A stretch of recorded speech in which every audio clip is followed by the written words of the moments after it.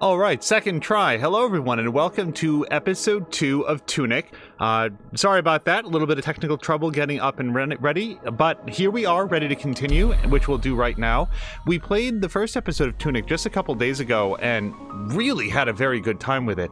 Now, one thing that's very important to me is that if we come over here, my memory is that there is a little shop back here.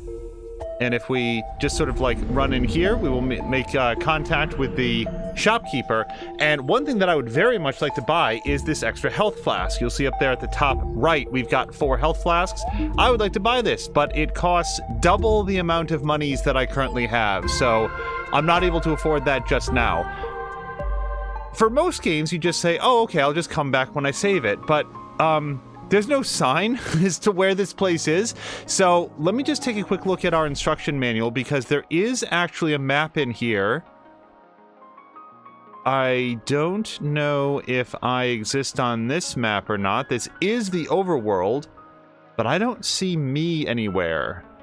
And normally, there's one map, at least one map in here that does show where I am. Hello to Azric! Azric, I hope you're having a nice weekend so far. I was just trying to determine where in the whole world Tunic is, because I don't want to forget where this shop is. The Frog's Domain. Wait, we didn't see this last time. Still in training, they take turns attacking. Well equipped, they always try to attack 3 times. A baby Slorm who cannot spin yet, but is still useful. I wonder if that means that we can make them pop, because the other Slorms in the dark well or whatever, we could get them to blow up. Grown-ups have hooks on their tongues, and we cannot go further than that. I love how the screen, the world in the background turns into a CRT screen. That's another one of the many, many nice touches. Hello to Markintosh. Markintosh, I hope you're having a nice Saturday. I was just... do either of you see Tunic on this map? The old house. Arg. Because if I don't find it on this map where we're currently standing, here's my concern. I don't know that we're ever going to be able to find our way back to this shop. And the shops are not interchangeable. What is sold in one shop is not sold in another. However, just staring at this map forever isn't going to be helpful. So what we'll do is just bounce out of here. Now, my memory is that we came to this location from over here. Are there any other... well, we've got a big steel door. That's got to count as some sort of a landmark.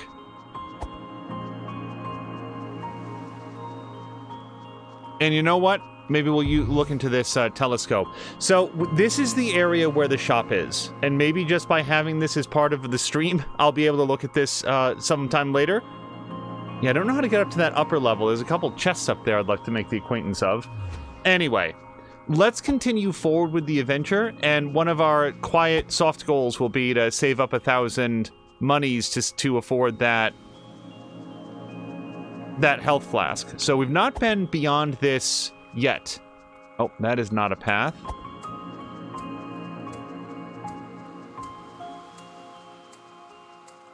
Now, Azric, oh. So this thing is not asleep, and it is an enemy. Okay. Okay.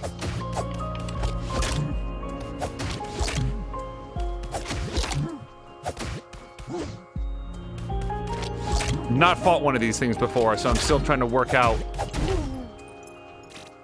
Feels like as long as we keep the shield up and or dodge out of the way, they're not too bad. But I bet the next time we encounter them, it will be in a group of 5.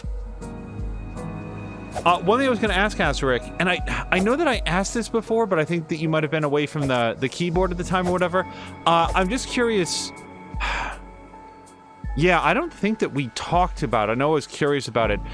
When you have, like, completed your journeys with the Gun Lancer, will you... do you know what your next character in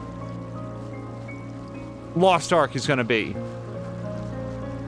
I was just curious, because I know that Diesel Jones has been playing a Berserker, and gosh, there was somebody else. It was Jägermeister, but I don't remember what character class he was playing. Okay, so... this is a new area. Tunic does a lot of... It gets a lot of mileage out of its locked isometric perspective and loves to hide things behind elements of the scenery. And if you're not looking carefully, it's easy to overlook. Okay, hold on. Before we go over here, let me just check this area here. Oh, this is something new. All right. I can do that too. That's it? You down? Because that's fine.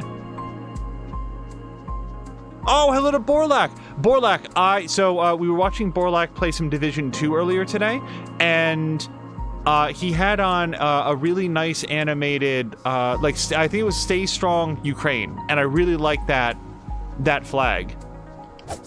It was right dead center at the top, and I don't know as a streamer how to constructively express our... Oh, hold on. Okay, these guys seem to go down pretty well. Yeah, see, hold on, now we've got two of these guys. Concern or information for the invasion of Ukraine and the terrible, terrible plight of the people that are there currently or previously lived there. It's a horrible situation, and our hearts go out to them, and that it feels like that's as much as I can say, but I did like the fact that Borlak was... Okay. Expressing solidarity visually on screen as well. I really appreciate this guy staying out of that fight so that we can do this separately. Very helpful.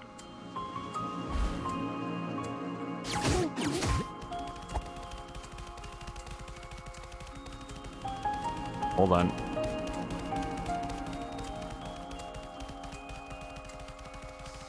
Okay, cool. They knew how to get to me, so this is a thing now.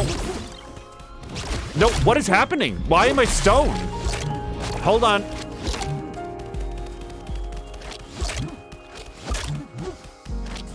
Yarg.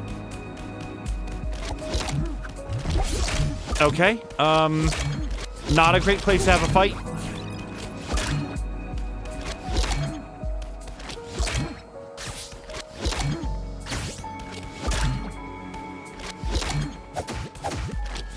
Well, I found a chest, so good on me for fleeing correctly. Wow, okay. That was a whole bunch of not great. And now I can't get that. Yes, I can get the magic. Okay.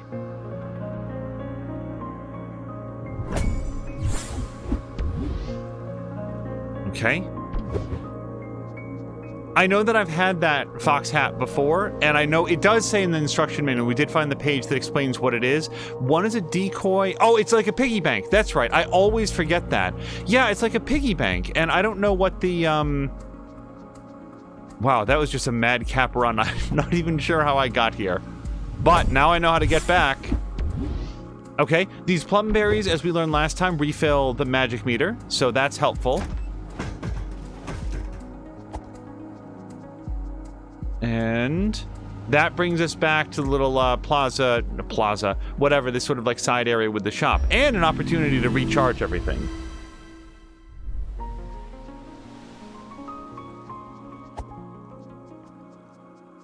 Now, in the madcap chase that brought us here,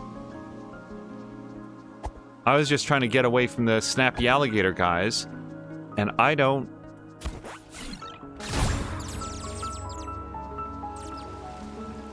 Oh, we can go a good distance down here. I guess I just sort of thought that this little lake was going to be off limits. Tunic does not like to swim. I don't know how real-world foxes feel about swimming. They're probably fine with it. Like, it might not be their preferred method of travel, but I bet that they could paddle along pretty well.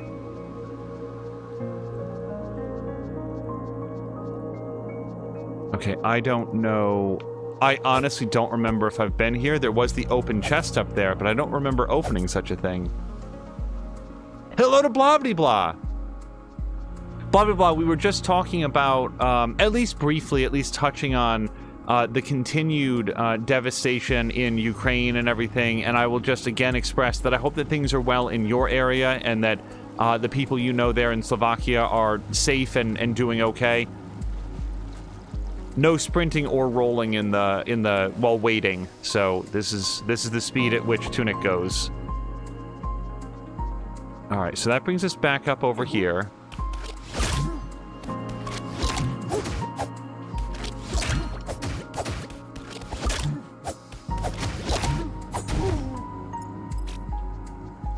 Also, do we know how many monies that I have right now? It's here. Okay, 534. Like we're not near 1,000, but let's save up. I want to say that so far, like as of this moment in the game, I'm not sure that I've lost any monies to death. I think we've always been successful at going back and getting them. So this is just the amount of monies that we're gonna have at this point in the game. Azric says, Bloodbless says, don't even get me started on the topic. And then also, remember those anti-vax assholes. Remember them. Yeah, have they gone away? Like, they're still around. They're still legion, unfortunately. Azric says, also the problem I have with power passing a class is, to me, you lose the learning curve of your skills working through the levels. I'm struggling with my Soul Fist because I don't know how to use her, which leaves me with a dilemma on how I want to handle my Lance Master when the class is released. Azric, what you just described is why I don't... Like, I can't think of an MMO where I've ever made use of the, like, instantly level your character to 70 or whatever. Like, that's a big World of Warcraft thing that, oh, get this expansion, you can instantly level a character all the way up. A big part of the journey of leveling up a character, I can't escape the feeling that there's something here that I'm missing. A big part of the journey in any RPG of leveling the character up is building the character and knowing the skills and how they interact with one another. And the idea of skipping past that to reach the end game, I feel would leave me with a character that I have no idea how to play. All the respect in the world to people who can do that, but I feel like I'm very much in line with what you just said of if you power level a character, you wind up with a high-level, powerful character without any understanding of how to leverage their powers for your own benefit.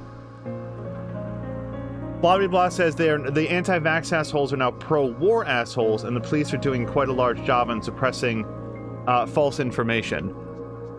And I take it that's there in Slovakia, because here in the United States, the police do not appear interested in suppressing false information, nor would they be empowered to, I don't think. So, sorry. Let me just stop that, and... Okay, I really want to be facing this guy, though. So, not a criticism of the game, a criticism of my play. Sometimes Tunic will lock on, and I'm not paying attention to which enemy he's locked onto, and as a result, he gets rocked real bad by the enemy that he's actually fighting. Whoa, okay. All right. All right. Now, last time I aggroed every single one of those Snapigators, and they chased around and... Oh, hold on. All right. I like lasering those guys to death in one shot, because then I get lots of magic out of it.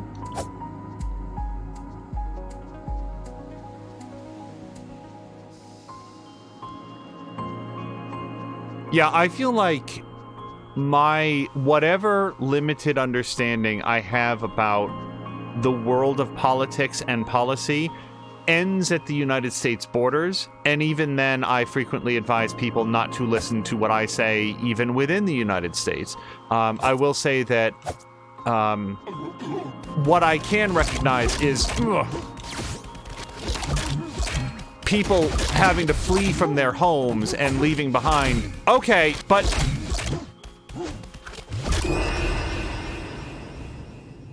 so that was me. Yeah, so I gotta go get my soul.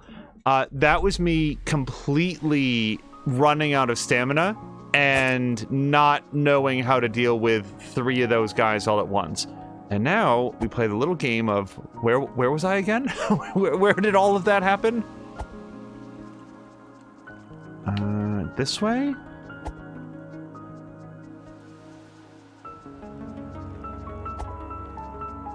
Yeah, at least from my outside perspective, it feels like a lot of people in Ukraine were just living their lives and minding their own business, and then Russia came and invaded and started shelling their major cities and blowing things up. And it is, in my view, impossible not to feel sympathy for the people who have been chased out of their homes and are now refugees in other countries, while hoping that this invasion can be fought off so far. So, viewed from that perspective, I support a wide variety of measures to bring this conflict to an end with Russia on the losing side. Okay, this feels like where we're going. It's okay. Also, there's some controller fat fingering happening here. Okay, so I'm out of juice. I'm out of I really need my thing. Okay.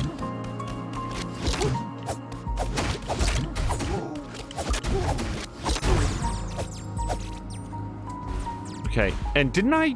No, I died on the next island over. So let's swig up there.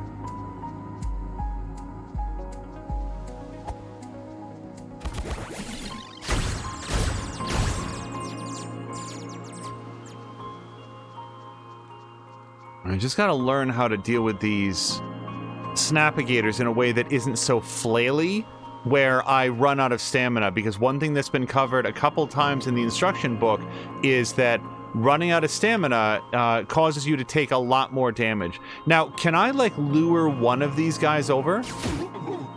Nope.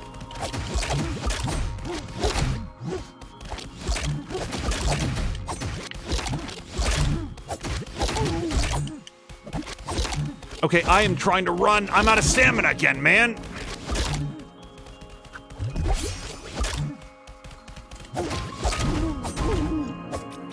Okay.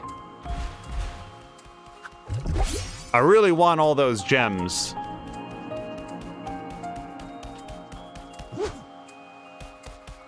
Boy, this guy is confused by ramps.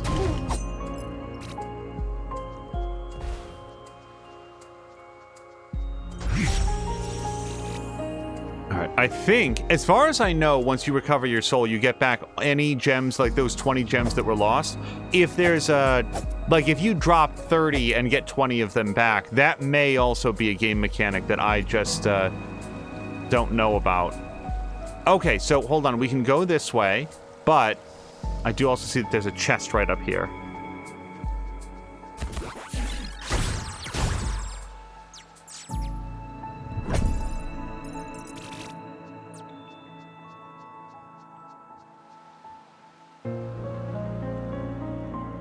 Hold on just 1 second. I just want to double check something here.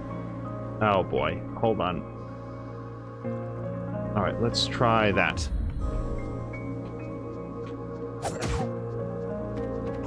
See, these guys, we sort of learned that you can just sort of like step back out of their attack range, and they don't have an answer for that. Just walk slightly away is a really good strategy on these guys. At least when encountered in single combat.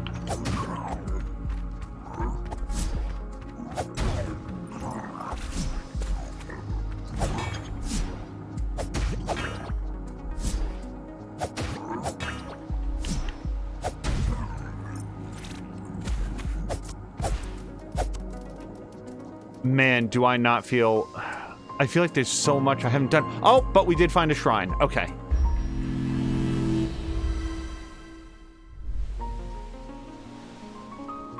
Now, these monoliths or whatever have not found a purpose to them, nor have we found anything to do with those. See that golden square up there? I feel like maybe that's going to turn into a fast travel point at some point, but that is a guess. Okay, we can't seem to go any further this way. And I definitely feel like we've got to go back. Oh, this is like look where you can't be situation.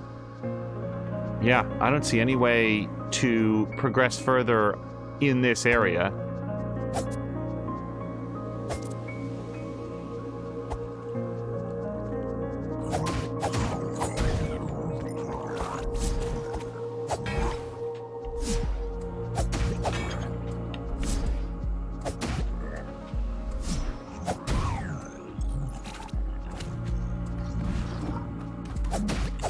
Okay.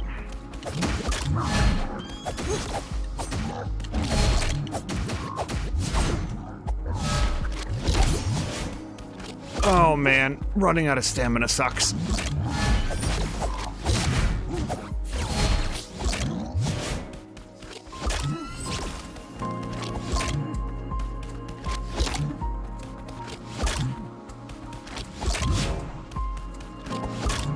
Oh, this doesn't seem like a winning strategy, though.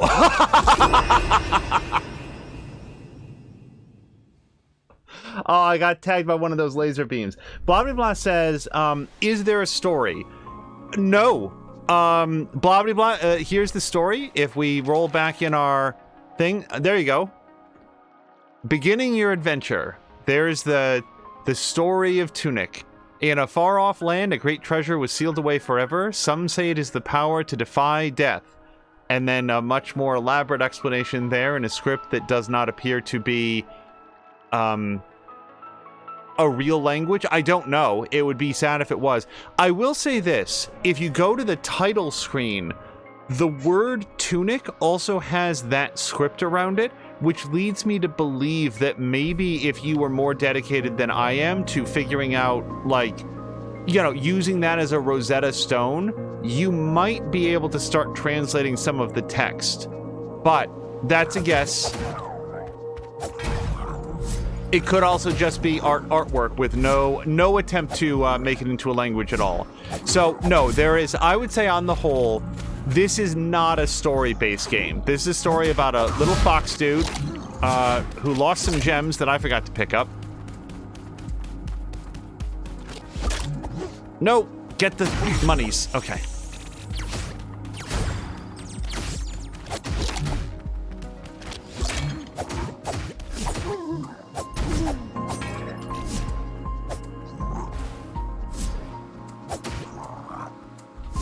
But aside from that, like, this is very much a gameplay game. This is it reminds me of Legend of Zelda: A Link to the Past a whole bunch, because oh, he can't come over here, can he?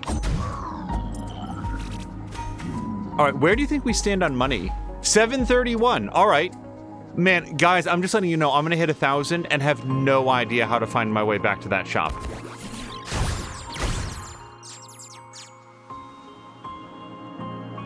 Bobby Blatt says we're treasure hunting. Yeah, that's a good way to think about it. I'm gonna have a health jug. So, to characterize a few of the gameplay mechanics that you might be seeing, up at the top left, you see that I have a sword, which is right here. I have a magic wand, which that's what you see shooting every once in a while. And then I've got this stick that I keep equipped just because I don't want to make use of any of our other items accidentally. That includes some firework bombs. I think that's like a Molotov cocktail. I believe that's a freeze potion. This is a little mimic thing. It'll make a holographic Tunic who runs around and distracts the enemies. These, I believe, will regenerate his magic points. I don't actually know what the pepper is, but I think that's like a bonus to attack. And then these are actually money jugs. So when we smash them open, we get some extra money. Now, the coin, based on the instruction book, I believe that the coin will... Oops. Oh, I didn't know that I could equip that. Okay. Well, hold on. I want to put the stick back in there. I believe that you throw the coins into the wishing wells, and when you put in 3 or more coins, you get to, like, get a thing. But we've never had more than 1 coin, so that is very much a guess.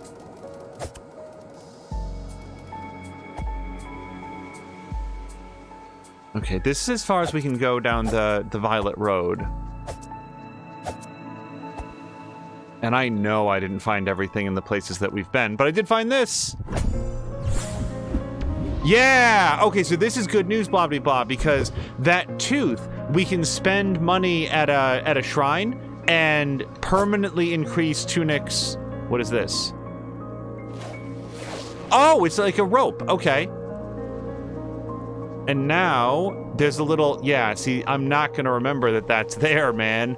But we can get back to the shrine from here.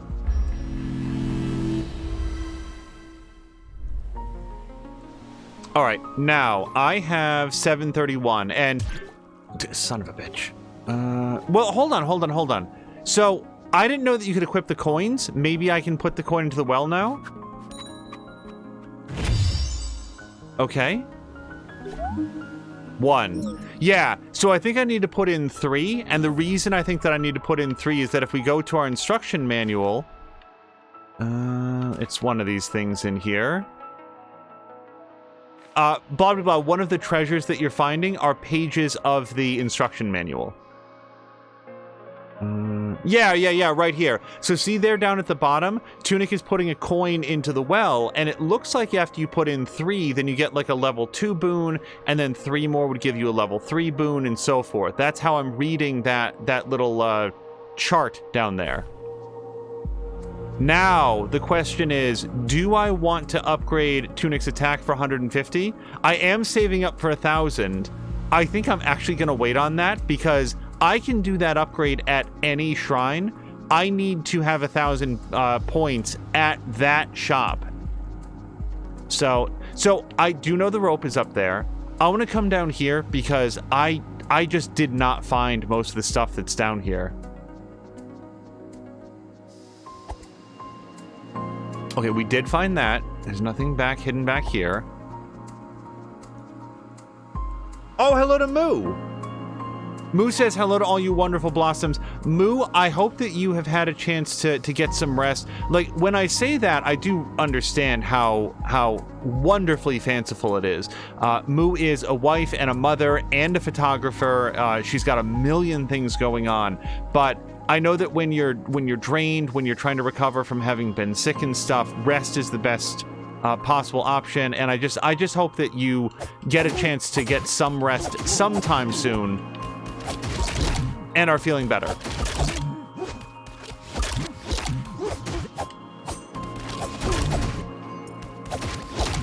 Nuts to you, Snapigator. Get out of here.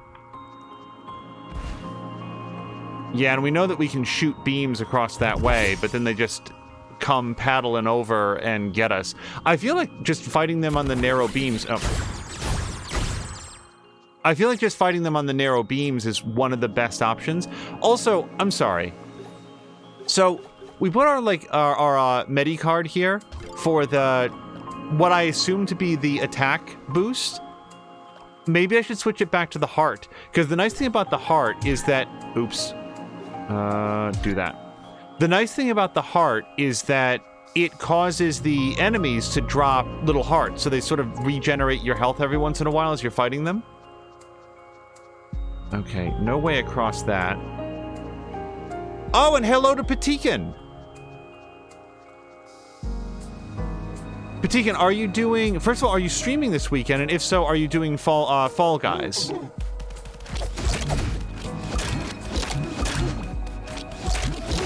Yeah, let me just try to fight these guys up here. Yeah, if they can't gang up on you, they're less of a threat. The trouble is... Oh, man. He said as he immediately got rocked by one of them.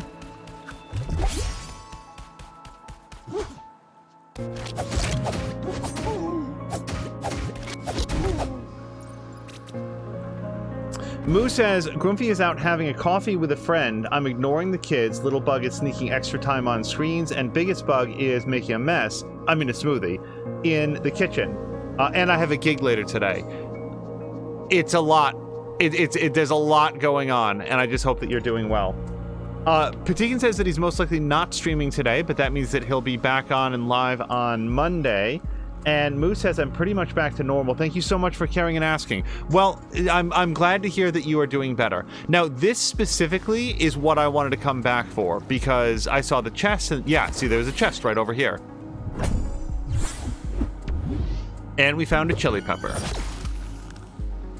Get out of here. I can't move.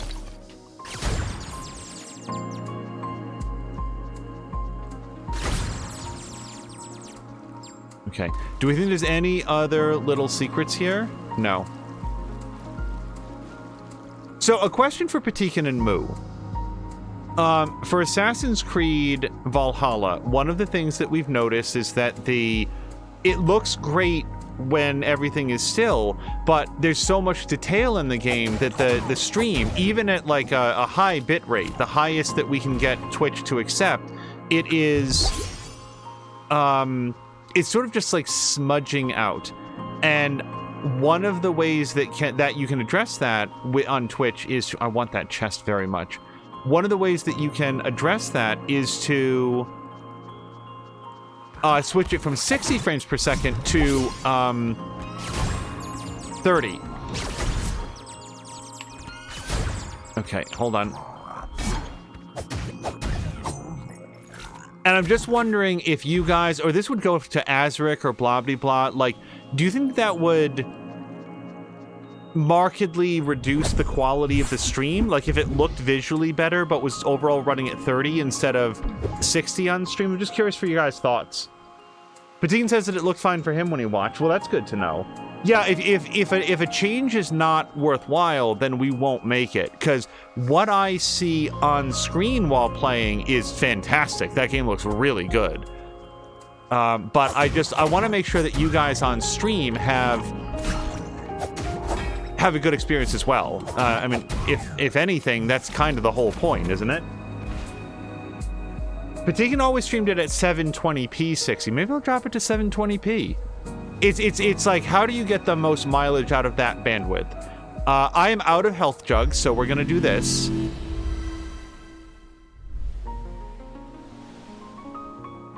Patikin says that it was mostly for performance, not quality.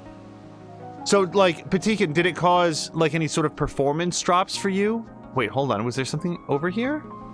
Something else, I mean, besides just going inside. No, it's just sort of the cubing around the corners. Moo says, I'm not the person to ask about frame rates and stuff. I'm oblivious to such things. Unless there's a noticeable hitching where audio drops out, and even then, I usually assume it's a problem on my end. That's one of the interesting things that I'm sort of very interested in about Mia. Mia seems not to perceive a lot of differences in frame rates. She just naturally adapts to whatever the frame rate is, and I want to live in her world. I feel like at some point in life, I became very sensitive to screen tearing and frame rate drops, and I assure you guys, it is not a, like, PC for all time sort of thing. Oops. No, that's fine. That's fine. It is. There's some games that seem to, play just fine at 30, and there's other games where 30 frames per second feels like an abomination. You really need to get it up to 60. You know what game it was, I think? Hold on, I want to wait for that guy to disappear. Okay, now we can swing again. The first game that I remember being acutely aware of screen tearing is a game that Mia just finished playing, which was the original Fear. In Fear, there's a lot of flickering lights, especially coming down from fluorescent bulbs in the ceiling, and I remember becoming aware, 25, 866, darn it. I remember being aware that, like, the lights weren't flickering uniformly across the screen, that there was a visible line running through the center of the screen when they would flicker, and it was terribly distracting. Oh, hold on, we found something new. Yes, of course. We found that. I have, guys, I'm just letting you know, not even a vague prediction what this is. We're gonna equip it, though. Oh, I've only got 3 of them, whatever it is. Well, see, I don't know what it does. Oh, well, okay, maybe I only have 3 of them because it takes magic juice. Well, I'll tell you what, let's find an enemy, and then I will press B on the enemy, and we'll see what, if anything, that brings us. Moo can tell 8-bit from 4K, and that's about it. Blobby Blah says, I could not watch Mia playing Fear. I could not handle the low frame rate. I will say, Blobby Blah, that did get fixed, and it got fixed thanks to Chivalry. Because I had no predictions. I was like, Mia's PC, either of her available computers, are many magnitudes more powerful than what is required to play Fear, so I don't know what's going on. It turns out that Fear just does not play well with modern streaming software, and Chivalry was able to find like an INI tweaked INI file that Mia put in, and it fixed that right up. So yeah, if anybody only saw some, like the early Fear streams, I'd say by episode, like Patikin, Moo, I think you were there for some of those. Episode 2 or 3, it got fixed up and was then fine for the rest of the playthrough. Okay, but this is fine. You guys back off. Oh, you know what I didn't do? B. Hold on. Oh!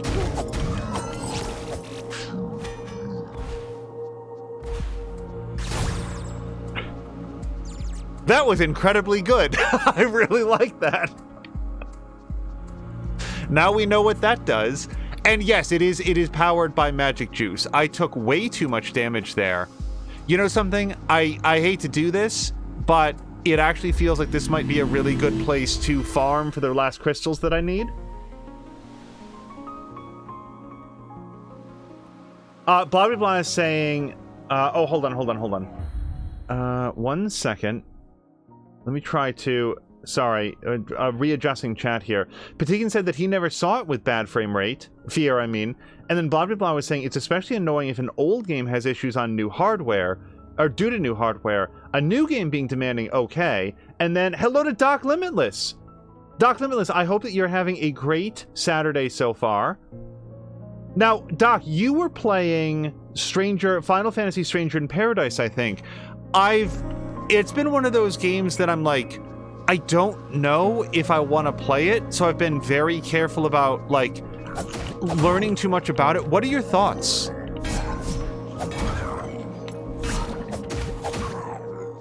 Like, guys, I don't even know what it is. Stranger in Paradise. It's not, so it's, here are things that it's not. It's not a mainline Final Fantasy game. Is it a spin-off? Is it a tie-in?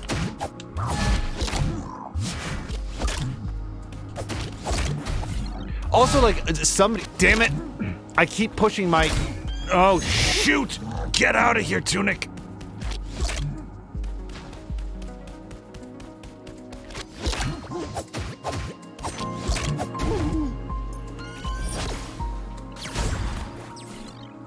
Yikes. Oh, okay. Where did these guys come from? Yo, we heard there was a fight over here. Alright, screw this. Doc Limitless says it takes you back to one of the series. It does the Dark Souls feel. Interesting. I have to say that, like, this game has some Dark Souls to it, right? When you die, you drop some of your currency, and not all of your currency, just some of it, and you can go reclaim your body to get that stuff back. You can pray at the shrines to refill your Estus flasks, but when you do so, it regenerates the enemies. Like, it has some, like, Dark Souls light mechanics, similar to Jedi Fallen Order and Darksiders 3. But it's not, like, cripplingly difficult. I need to figure out some way to deal with these guys. Can I do just one of them? Nope.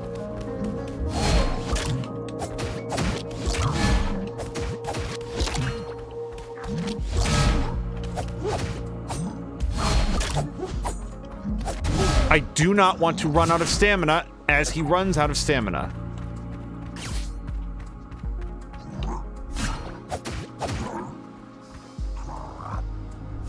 If anybody's curious what the deal with stamina is, just in case I haven't specified this clearly enough, when Tunic runs out of stamina, not only can he not block or dodge, he can't do this little dodge run, but he takes more damage. Like, the amount of incoming damage is amplified when he doesn't have sufficient stamina, so it becomes very dangerous. Hello to Donk, who says good morning to everybody, Moo, Doc, and Patikin. Patikin says, from what I've seen, the story is not all that great, but it could just be me. I have heard that, but, like, I guess there's a few different ways for me to do story. Number one, if the story is great, it can drag me through a game that is otherwise mechanically uninteresting. Two, if the story is bad, but like in a dumb, fun way, I can actually really enjoy that. See Xenoblade Chronicles 2, which is this, I maintain, the stupidest story that I really, genuinely, legitimately enjoyed. And then there's 3, if the story is dumb, but it just sort of like gets out of the way and the game is mechanically interesting, then, oops, no, I still want that. Then I'm fine with that as well. For me, the irritation will come in if a game has a bad or tedious story and it just won't shut up about it. How can we call that Dark Souls, asked Donk, and not Sonic the Hedgehog-like? Oh, well, okay, so when Sonic the Hedgehog goes down, though, he can't get those rings back. Like, for Sonic the Hedgehog, his currency is his lives, and if he runs out of money, then he dies. And, like, I would just call that capitalism. That's not Sonic the Hedgehog-ish. But the difference is, if Sonic the Hedgehog dies, he can't go, like, reclaim his savings, right? He doesn't, like, drop behind a soul that he can then pick up later.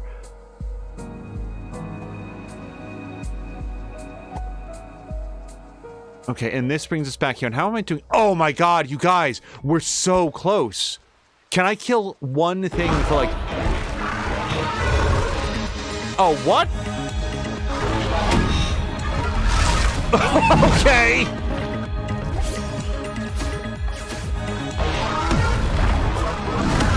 Okay. If it's not clear, I did not come here expecting this. Oh, Christ.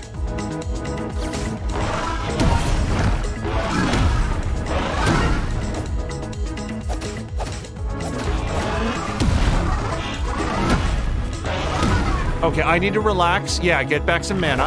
Or health. Stamina. Whatever it is.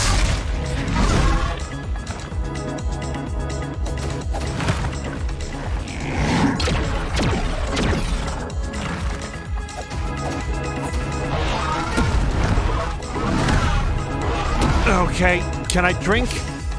So that's my last Estus flask. And all of my stamina.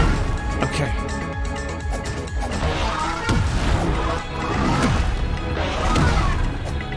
Okay, whoa! No, that doesn't pause! Shit!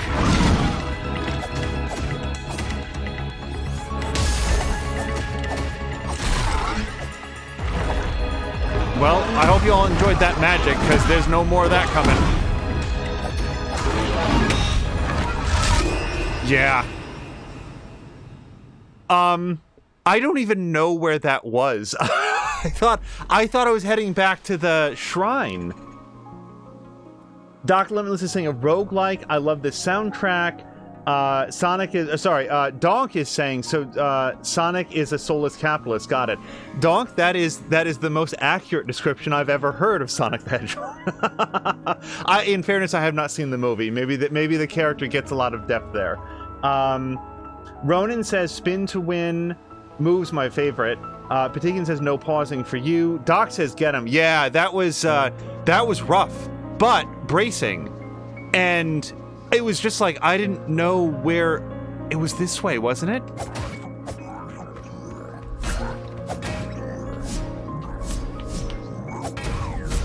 Oh, perfect. Just taking chip damage from rando dudes.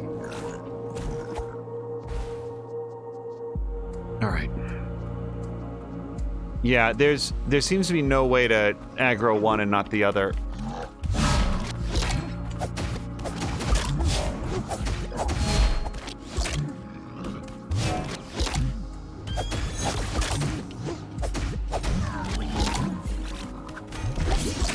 Okay.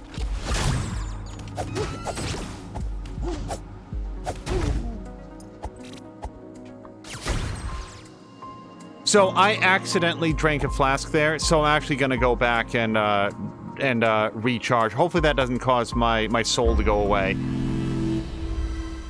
Patikin says... Doc Lewis is saying, I can't wait to see Knuckles, and Idris is voicing him. Not only is Idris voicing him, but there were some articles about, like, Idris Elba takes that role really seriously. Like, he was consulting with the writers and the director about, like, who is this? Like, what is Knuckles' agency in the story? What is he trying to accomplish? What are his motivations? Like, he didn't just show up and read the lines, he gave a shit about it, which is one of the things that I love about good actors and Idris Elba in general. Most actors, I don't want to say most actors, some actors, like, find a way to get paid, and then that's enough. Idris Elba found a way to get paid in, like, the Marvel Thor movies, and he didn't like it. He said, there's nothing to this character. There's nothing for me to do. I just stand there and look into the middle distance, and there's no character for Heimdall. I don't want to do this. And sought for avenues to not have to do it anymore so that he could go do stuff that he did care about. And you gotta respect that. It's like that. Remember the original Next Door Neighbor in Married with Children? Nobody remembers this because nobody in our chat is young enough to know what Married with Children was. But he wasn't fired. He left. He was making good money doing that. He had good, steady work, which a lot of actors would fight and die for, and he didn't want to do it anymore. And he went back to stage acting because he wanted to. There's a lot, like huge respect for people who care about their craft. Patigan says, will work good on AC Valhalla since I lowered my resolution on that just for OBS. Oh, did it improve your Patigan? Your performance, Patigan? Doing the upgrade? Let me just look here. Latest driver is going to try out that upscaling thing they added in for games that don't support FSR, which, like NVIDIA, darn it just which is like DLSS for people that don't know. Yes. Doc Limitless was saying even when he was acting in the 90s, he felt it. And Dog is saying fast shutter speed, turn on your continuous autofocus. I think Moo might have asked for some or like had to ask a photography question. There was a Next Door Neighbor in Married with Children. Yes. Oh man, my dad loved that show. Yes, there were two. There was first, like, was his name Steve?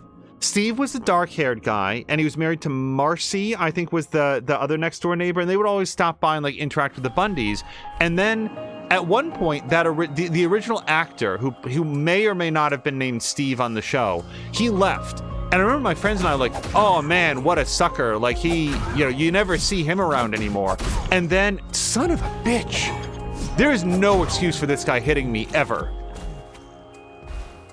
And they brought in like a different actor with like a lighter colored hair, and he's sort of like more of a like square jaw, good looking dude, but he was also like significantly stupider. Like that was the character anyway.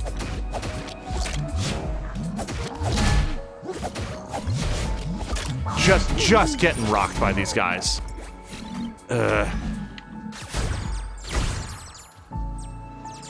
You know something?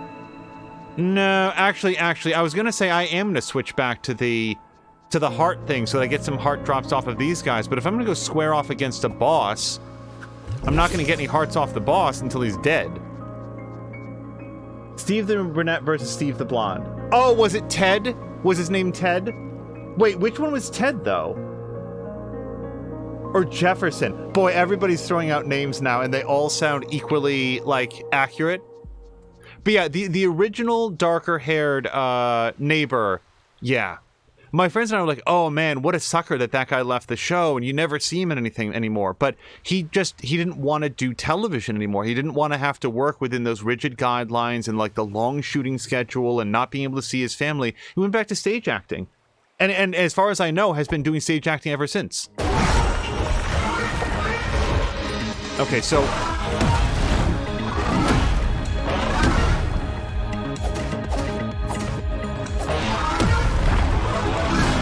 Oh, God!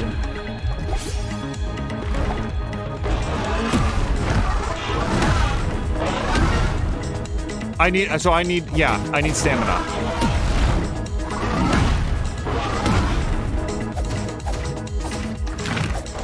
Nope, don't be here.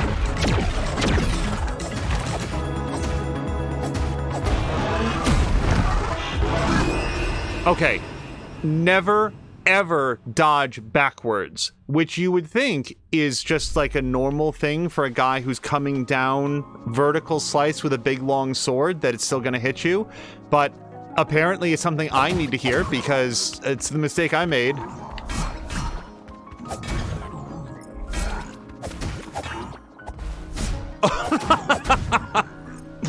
Oh, I just dodged directly into that, though.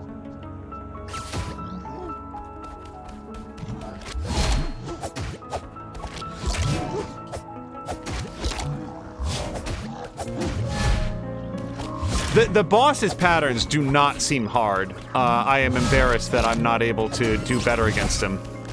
Or these guys!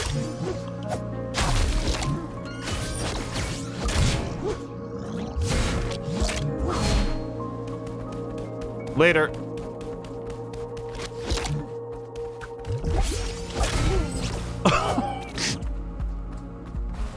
All right.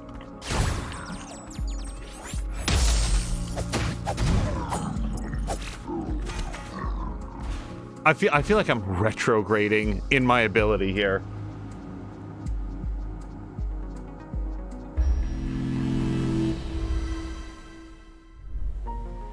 Ronan says this thing... Oh, hello to Ronan. This thing tears your health up. Yeah, and it... So...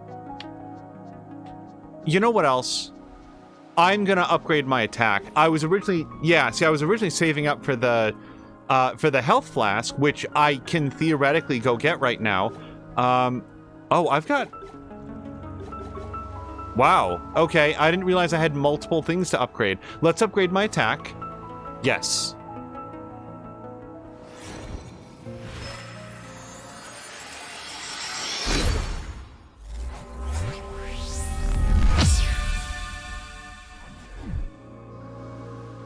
And I didn't realize that I picked these up. Let's upgrade this. When did I get these things? Man, I should have checked this a lot earlier. Ronan says, what does LT do since it keeps popping up? That locks onto enemies. That's the game's lock-on, so that Tunic will, like, face them, and it's helpful for, like, keeping your shield up in the direction of, like, that enemy. I didn't actually mean to click that, but it's fine. And yeah, so I actually don't know what this is offhand, but we're gonna find out.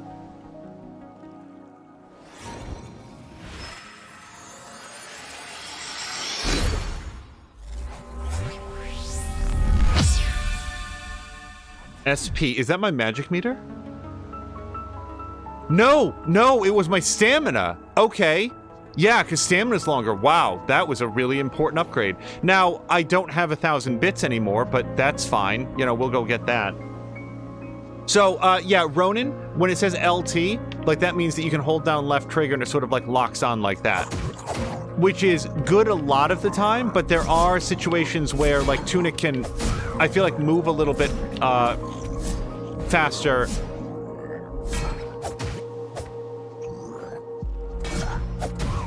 When he's not locked on. The other thing, by the way, Tunic also has a move where he does this, and I don't know what that does. It takes stamina. It doesn't appear to do very much in terms of, like, reflecting back shots or whatever.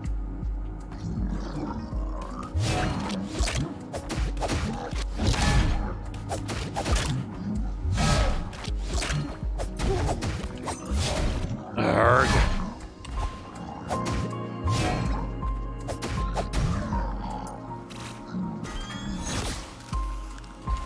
Don't hit me. Don't you do it. I can't get out of here. Okay.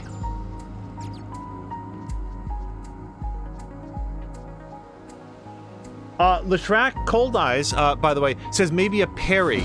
So the issue is, that's what I thought as well, but it has such a lead time. Like, watch, double tap, 1, 2, 3.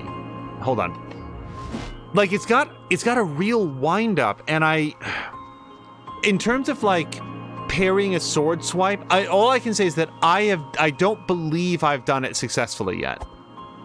That's not to say that that's not correct, but it lacks the immediacy of what you would expect from a parry move.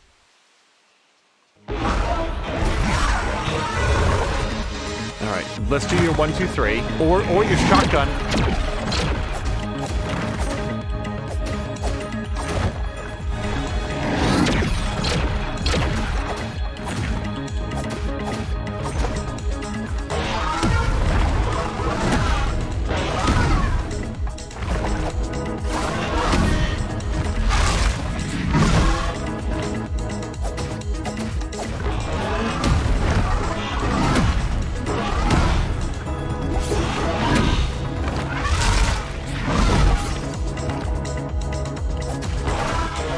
Being out of stamina right now is the smartest strategy. Oh, Tunic, get out of the corner.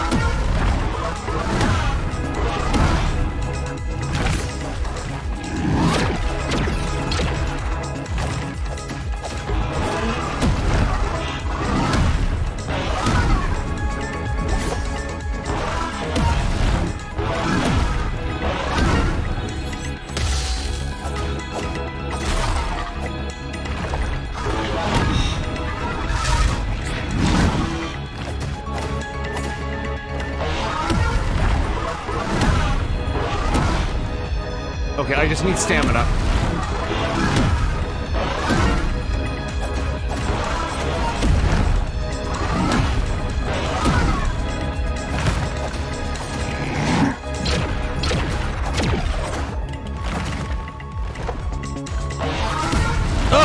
Oh no!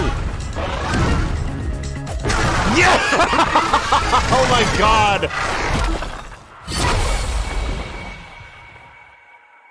Holy hell. And what do I get from that? Nothing? Christ. And then Tunic died from an aneurysm. Like he's just not gonna survive this, man. The lighting will be the same everywhere, so put on custom. Okay, now I legitimately like that. Donk and Moo are both photography enthusiasts. Wow, that was a tight victory. This will be fine though. Watch, guys. This will be the first mimic in the game. It just swallows me whole. Hooray! I'm legitimately like extremely tempted. If I so much as see as a blip coming up, I'm going back to the last shrine.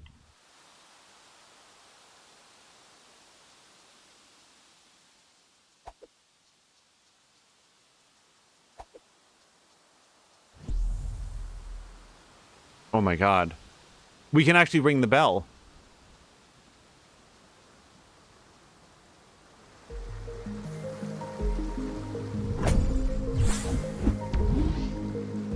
Okay. Oh, right. So I keep forgetting that you have options to recharge your health and stuff. I have not forgotten about the bell. I'm just, like, looking. Oh, hello to Jägermeister. And Moo, thank you for the, congratulations. Doc Limitless says you earned a heart attack. That was intense. Yeah, I have a rule about, like, not just giving up, and wow, that was, it was a good fight.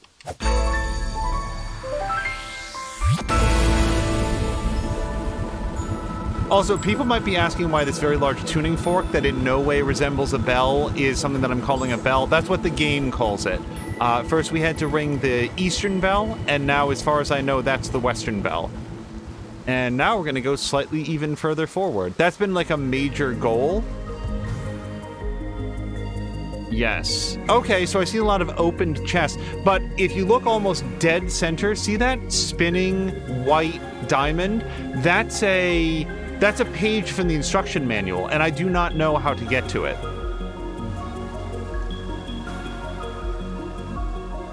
Let me look in here, because I think that we bought everything from this shop, but for all I know, this guy also sells the next Estus flask. Maybe he's restocked. He did! Oh, awesome! But I don't have enough. Again, that's fine. And then he also sells a coin, which is 999 things, and yeah, the rest of these things. I'm saving up money right now, brother, so I'll be back.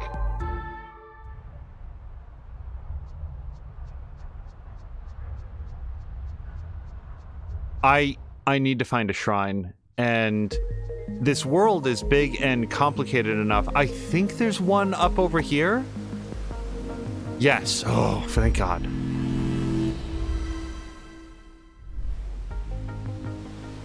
Now, in terms of what you're supposed to do after ringing both bells, I do not know.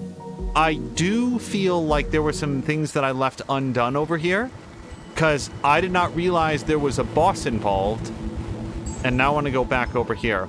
Oh, so one piece of advice for Patikin, I don't know what your streaming setup is, your streaming software, but if you make use of that image scaling thing to... So here's what Patikin's talking about, and I had to like do some research to figure out what the hell it's talking about.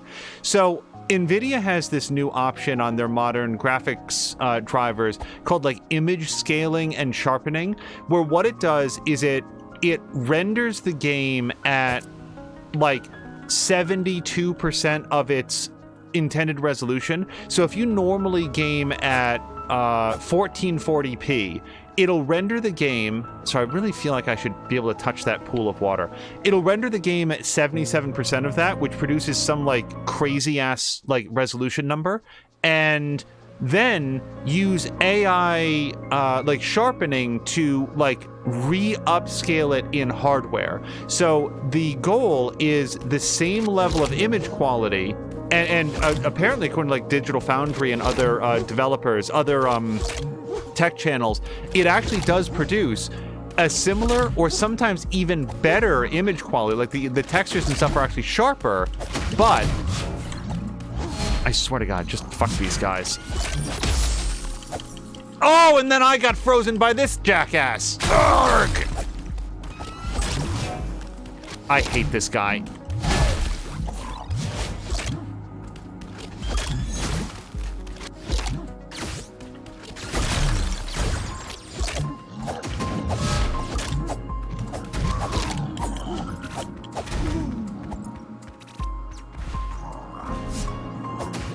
The point is that it allows you to render the game at a somewhat lower resolution without losing any image quality, so the game also, it looks as good or better and performs better. And that's the whole concept of it. And what I was going to say to Patikin about this is, bear in mind that because the game is rendering at a lower resolution, you may have to adjust your capture settings in your streaming software, because suddenly it's not going to be 1080p or 1440p. It's going to be like 1011p or something. It produces these weirdo numbers. Ronan says, sounds like you're describing DLSS. DLSS is lovely, the best RTX feature for me. I agree. And this, however, this is for games that do not have DLSS support, which, like, Valhalla is an example of it. Assassin's Creed Valhalla. All right. I came back here because I feel like there's areas and or chests that I haven't cleared yet. And I just wanted to have another look around. There's nothing here. We did go... Let me just double check, but I want to say that we got everything that was over here.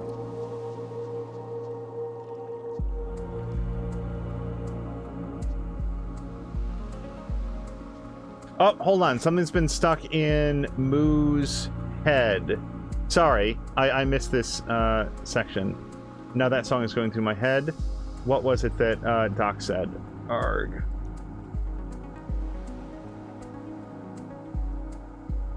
I started singing Anita Ward. Can you ring my bell in my head? Oh boy. Sorry, I also need to proceed, but yes. Patikin says, I've been playing Valhalla in 1080p so it doesn't stutter on OBS instead of the native 1440p. Native just messes with OBS on that game for real. Yeah, I can say that of the Valhalla streams that we've done so far, the render resolution has been 1440p, and taking it down to... Urgh. I really dislike these guys. Ah!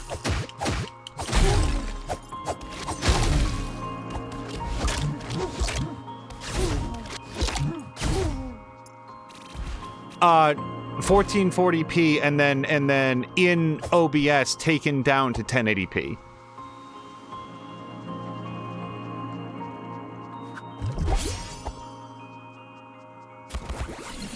Doc, I will also know that this does seem like a game that you would really like. You like a wide variety of games from what I've seen, and I think you'd have a good time with this one. It's a very neat game when I'm not wasting all of my magic by pressing the wrong button.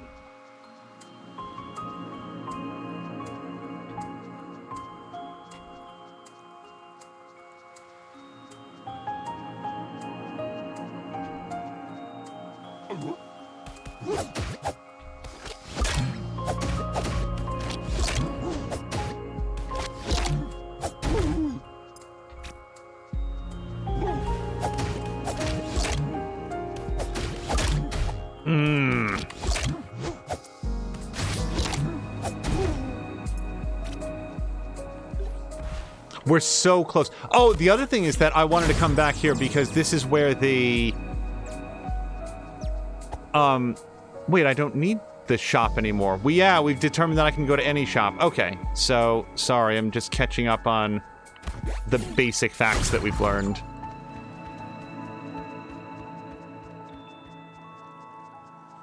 Yeah, maybe I was wrong. Maybe there isn't anything that I left undone. Because all these chests are opened up.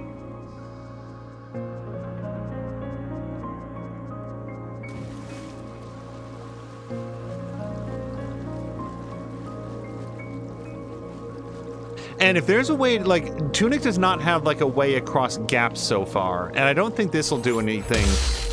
Yeah, no, that's just, like, it's a really cool effect, but it doesn't do what we want. Doc says, I think it's on Game Pass. Yes, this was a day one Game Pass release. And I agree with you about the music. It's got a very, very chill vibe. Also, just for the note, we talked about this a little bit in episode 1. Reportedly, this was made by one developer, one person. Oh, hey, look at this. Yes. So, keep an eye on your bars. Oh, okay, so it's telling us how to refill the bars. We can drink an Estus flask or eat, like, a red fruit. And then Ivy apparently will refill stamina. I didn't know that. That's good to know. And may or may not cause extra damage. And then also you can get more magic ability from the plum berries, which we did find out. If you're tired all the time, hold A. Wait, what does that mean? We're going to have to hold A after the next time I get tired.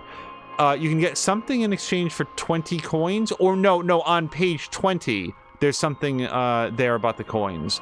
Use your items. Extra bombs for some reason. You must like using them. Yeah, I should use the bombs. I remember when I said, oh my god, it doesn't pause when I went into the inventory screen. I was going to go try to get my bombs out and then promptly forgot about it. Use special techniques. Dodge and then sword. Which apparently does take some stamina points. Check the map. Yeah, man, I try to check the map. I don't know where I am. And then that appears to be it. Hints and clues. The temple takes a red, green, and blue key. Something about the ruined atoll. I don't know what that gold square down there in the bottom left. This is the manual for anybody who hasn't seen it. It is not in English, and it mostly communicates its ideas in iconography. Checkpoint equals dead, I think. And then old burying ground. Yeah, I don't know too much about that. And then here's our map. So where... Now, the map is functional. Oh, yeah. So if you look sort of at the top left-hand cornerish, see a very, very small orange fox head in among, like, the pink trees? That's where we are right now. And that does update wherever you go. We did kill the boss who blocked the way of the bell tower. Will kill you, it notes. Okay, so those snapigators are called chomping noms. Always hungry, runs fast, but can't turn very quickly. Dangerous as a family. It is slightly more dangerous than my family, but your mileage may vary. And then there's the Rudeling, ghost of a soldier who's forgotten why they fight, follows orders but has no soul. Oh yeah, we found the magic dagger, and then we rang the West Bell. Now, again, I don't actually know what we're supposed to do now that we have done the West Bell, but I'm just looking on the map to see if there's anything else down there that we might need to follow up on. Boy, thank God we came back for this. Carol Luna is pointing out that the manual is in Wingdings. Oh, whoa! Moo, thank you. Hold on. Now I need to make sure that I didn't miss anything else. Hold on. Moo just gifted 3 months of subscription to Donk.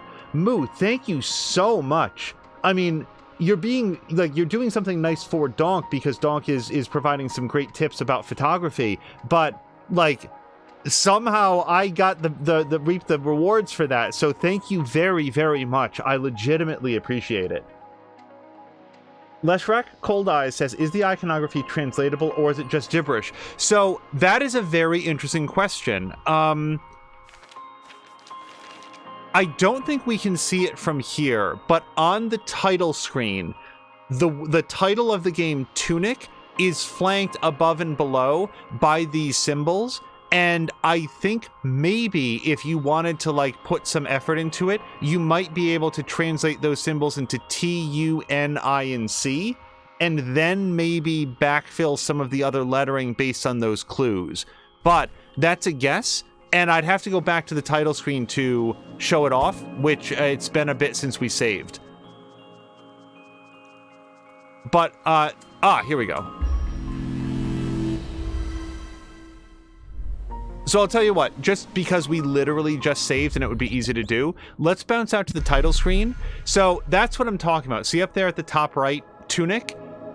If I was to guess, some of those symbols, and I don't know if you have to combine the top and bottom or if there's some other logic to it, but that might be a Rosetta Stone for the script. If you can figure out that those symbols somehow relate to the letters T-U-N-I-C, and then, you know, you might be able to plug them into some of those instruction manual letters and backfill what some of the other symbols mean. But they're not laid out in a way that makes it super clear what symbols might refer to those letters, and it may not be a straight one-for-one. You know, it might be sometimes the lettering is modified based on what comes before or after it. Some languages can get really complicated, so I haven't attempted to translate any of that. It's a gift for being supportive / indulgent. Moo, I am always happy to support arts, especially when you guys are able to, like, you guys are more than welcome to communicate about photography and stuff here, because you never know if others in chat may also be interested in it or might have additional information about it. But I love the fact that you and Donk have found one another and a common shared interest. So I don't know if there's anything else that we need in this area.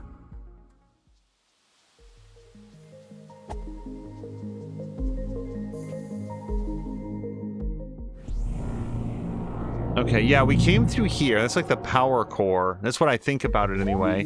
The West Garden is that way. So let's actually look at our book. So here's the first page, or at least the earliest page that we have, which is page 10. And it gave instructions on how to ring the East Bell and then ring the West Bell. And as far as I know, we've done those things. So then from there, it tells us about the game screen. And here's the controller map. Then here we've got some instructions on how to... Oh, that's right, I didn't hold A. Hold on a second. If I just hold A, nothing seems to happen. Let me just get tired. I'm holding A. Oh, hold on, what was that? What does that mean? Okay, hold A.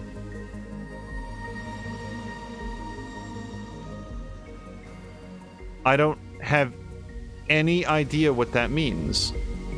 So here's what's happening. We found an instruction page that said hold A. Tired all the time? Hold A. Okay, so I'm holding A.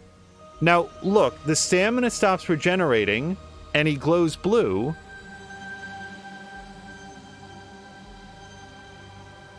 Is he... Can you regenerate magic points doing that?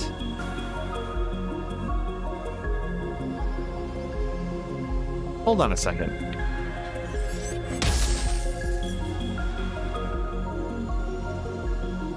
No. I have no idea what this means. This is as cryptic as anything else the game has introduced.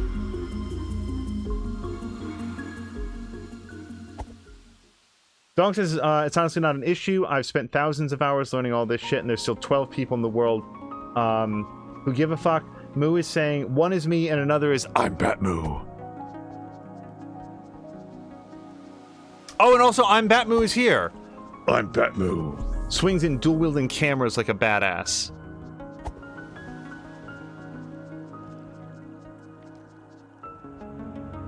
I don't know what this is. Here lies the hero. We've not been here before. Can I do anything else with this? No, not that I see. Okay, managed to cruise right past here the last time I walked this path, but there doesn't seem to be anything else for me to do with it. There is a flame, so I guess I could try using my stick. No, okay.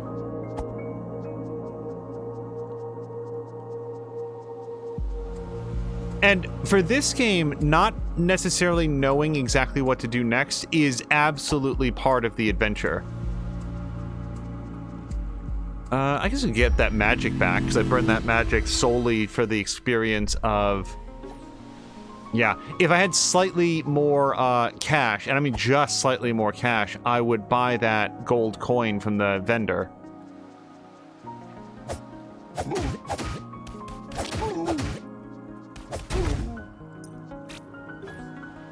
Boo, I need 10 more, exactly 10 more bits.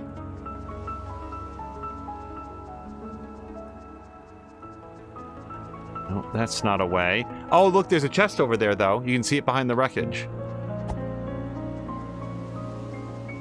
Considering the script on everything, I think you have to combine top and bottom from the title screen. Yeah, they're like a lot. You're right that a lot of the script in the game is defined by having a horizontal line with then symbols that appear both above and below the line. So I think that that's probably correct, that you would combine the top and bottom to form those letters.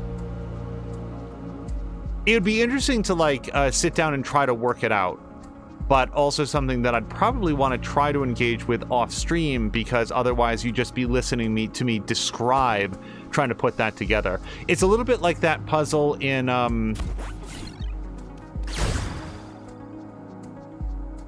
Dishonored 2, where, like, there's this one very elaborate and semi-randomly generated door puzzle at one point, and I can solve it, but to solve it on screen would be listening to me, like, work logic for... Nope. There we go. It'd be very visually uninteresting, is what I'm saying, trying to solve it on stream. But in the first episode of Futurama, and I mean the very first episode of Futurama ever, they subtly put in a Rosetta Stone for, like, Slurm. And the way that they did it was they had a poster that was just written in English advertising for Slurm, and I think all it said was Slurm. And then what they had slightly later or earlier in the episode was the exact same poster, but this time written in their made-up alien language. And that served as their, like, guide for how to spell slurm in the alien language. And then from there, people were able to backtrace out how, you know, what all the letters meant, what all the rest of the letters meant in the alien language, and uncover a lot of very subtly hidden jokes that were littered in throughout the series. And in fact, I think David X. Cohen, who's one of the lead writers and executive producers, said that people... I don't know how to deal with those guys more artfully than that when they gang up on you. Grab some of this. He said that people solved it so quickly that they then instituted in like the following season a brand new fake language that was a lot more elaborate, that would take people multiple episodes to try to solve. And they still did that. Leshrac wants to get this game now just to translate everything. As far as I know, you would be the first. So here's the rub. I see that chest down there, but I don't see a natural way to get it. Maybe it's hidden behind this post, and every time I've walked the lower level of that, I just don't check it. I'd love to get that. That chest right there.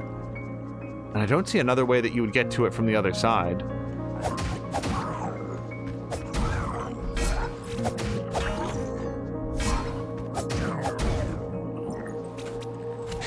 The only thing is that, like, I don't actually know how to get down to the lower level, like below this chest. Oh, wait, maybe we can do it from here?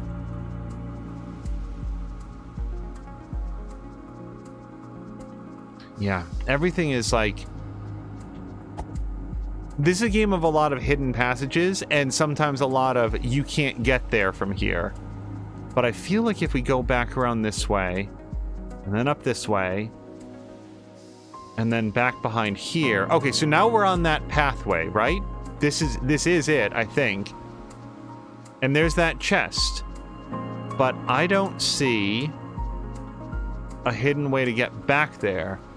Where else? How else would you even start to get there, though? If not for, like, a hidden passage here underneath the bridge.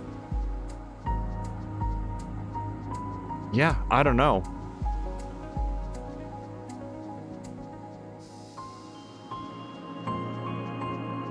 And then that just leads over here.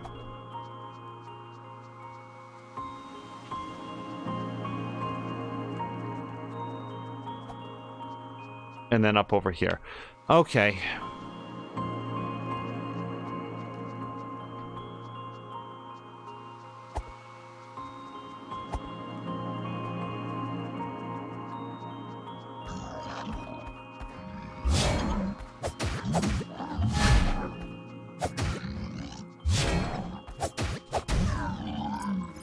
And come to think of it, there might be other ways to, like that symbol right there. So, see the little, the top little icon where he's rolling?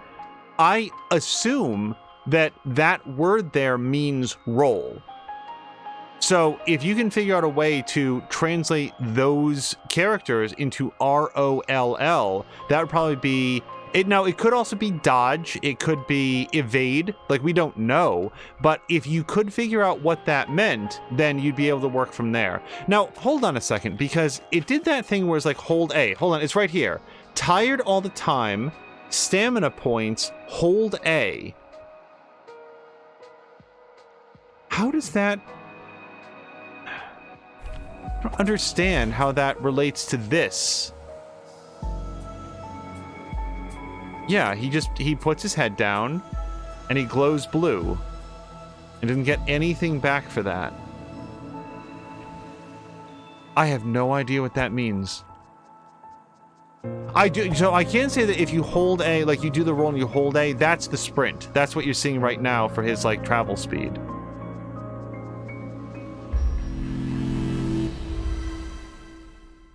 Leshrac says, I remember back when I was 12 or 13, I translated the Dwarven language in The Hobbit because I felt intrigued. When I was probably around that same age, I translated all of the script in the Ultima games, which were written in, like, a straight, like, it was just a different alphabet, but everything was in English, just written in, like, a different alphabet.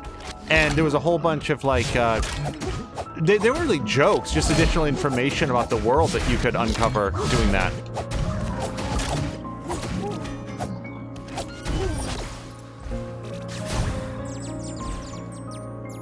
And it was sort of fun learning to read that different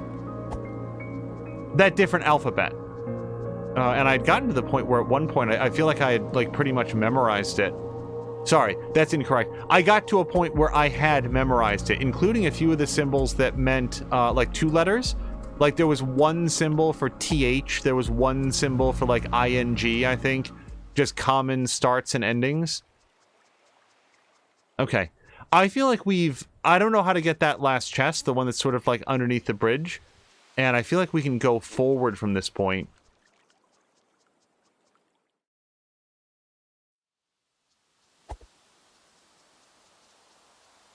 Carolina said when I was 12 or 13, I had fun with my Commodore 64. Ditto. Yeah, that was where we played all those Ultimate games. So here's the bell tower. So it's reasonable to assume that whatever we're supposed to do next is best reached by going forward from this point.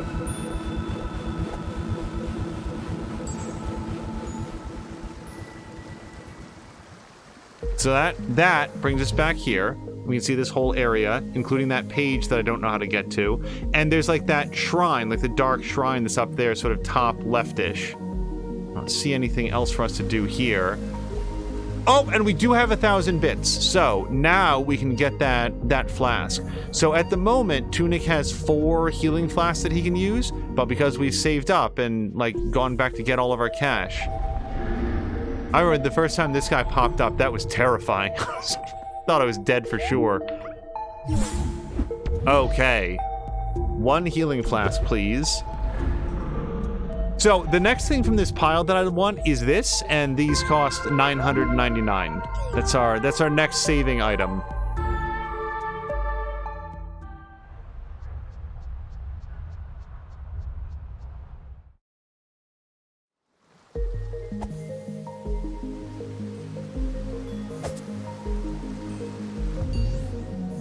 So I'm on top of Old House, if I remember correctly, that's what this is.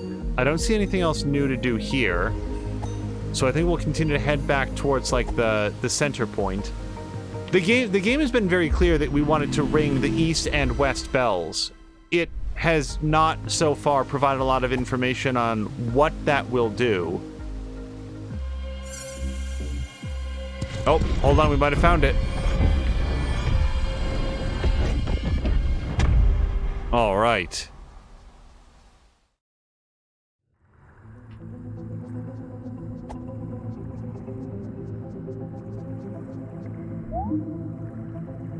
So we need 3 of those hexagons, which will, you know, the rest of that. Oh, hold on. There might be something over here. You learn very quickly in this game to just seek out any little nooks and crannies that look like you might be able to squeeze into.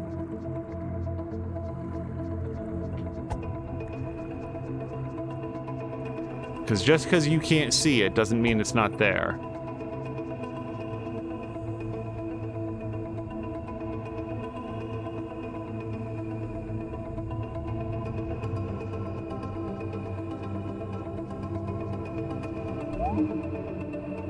Okay, well that's where we put the green hexagon. And I bet this one over here is going to be the blue one. Nope, that's the red one. So over here is the blue one. Yes.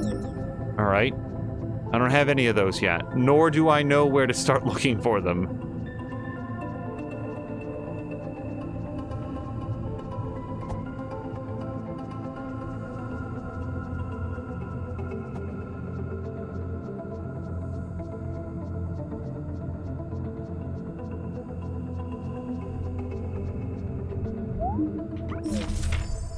Alright.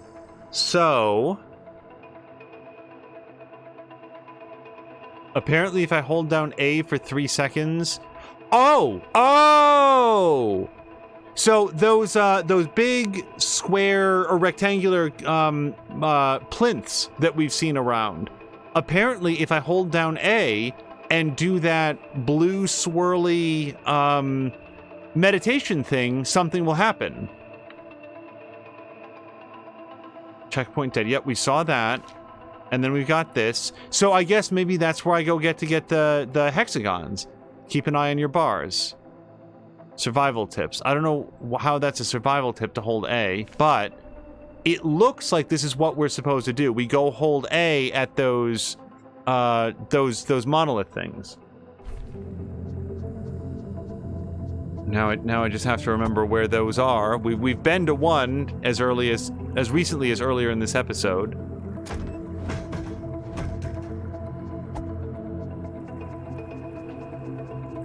Okay, just thought I'd check.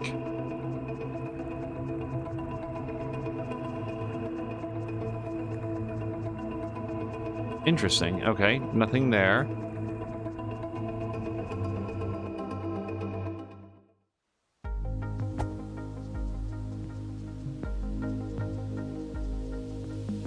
I also have not forgotten. Remember last episode, there was like a chest that I couldn't reach, and then... Wait, no. No, there can't be nothing here. Ah. Of course. So there was a little ladder back there that I didn't see ever.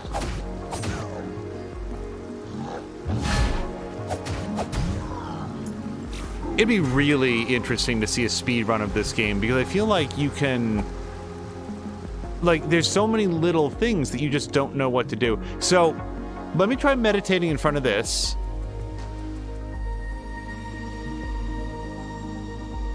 No, this doesn't seem to care about that at all.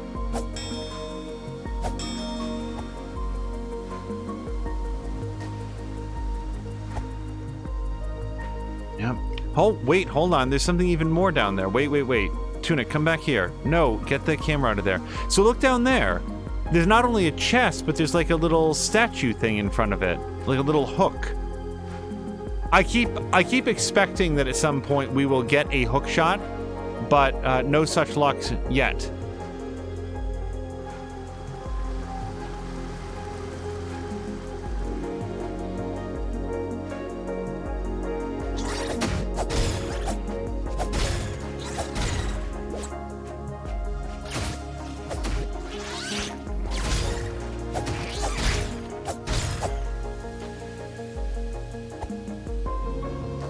Oh dear.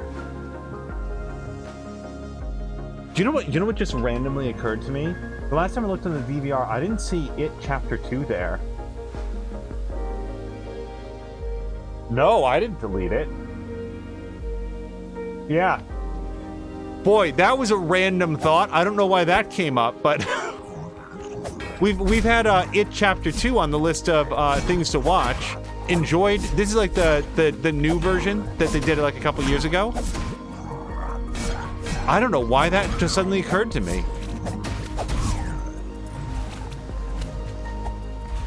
All right, let me go up these big stairs because I don't remember what was at the top of these. Oh, right, the wasteland. I don't remember what was at the end of this. So I don't remember if maybe we can meditate at it. Let's go find out. I do remember that as far as I could tell, there was nothing off the beaten path. Boy, that was weird. Why did I suddenly think of It Chapter 2? Or It at all? Well, let me try meditating at this.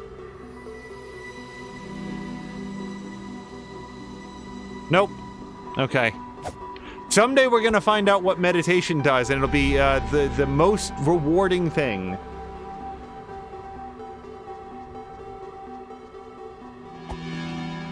You know what's a bummer?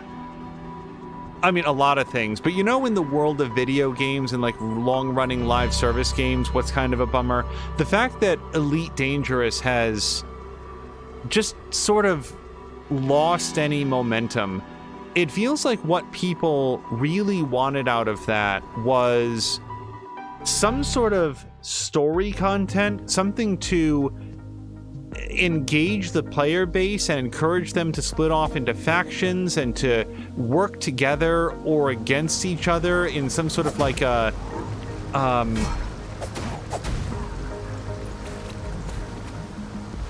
rewarding fashion. I don't know of a different way to put it than that.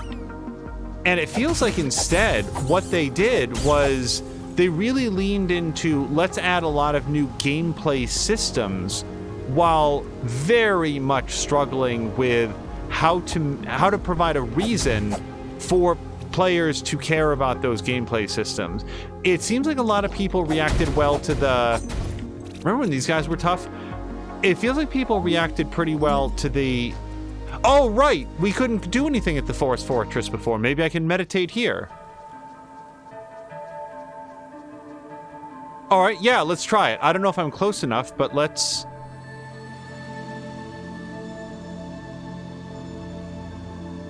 Nothing. Okay. Maybe if I was right in front of it, we'd get something out of that. But yeah, Forest Fortress does not... Oh.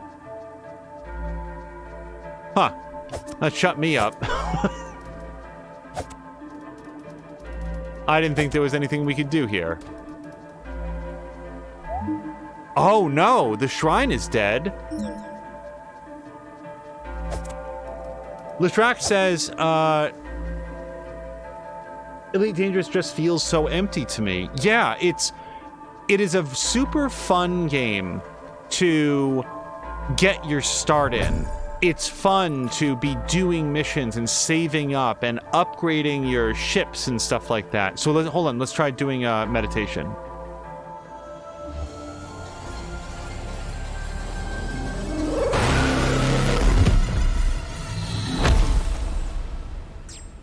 All right. So not only did we do that, but we've powered up this tuning fork, and now the shrine is alive.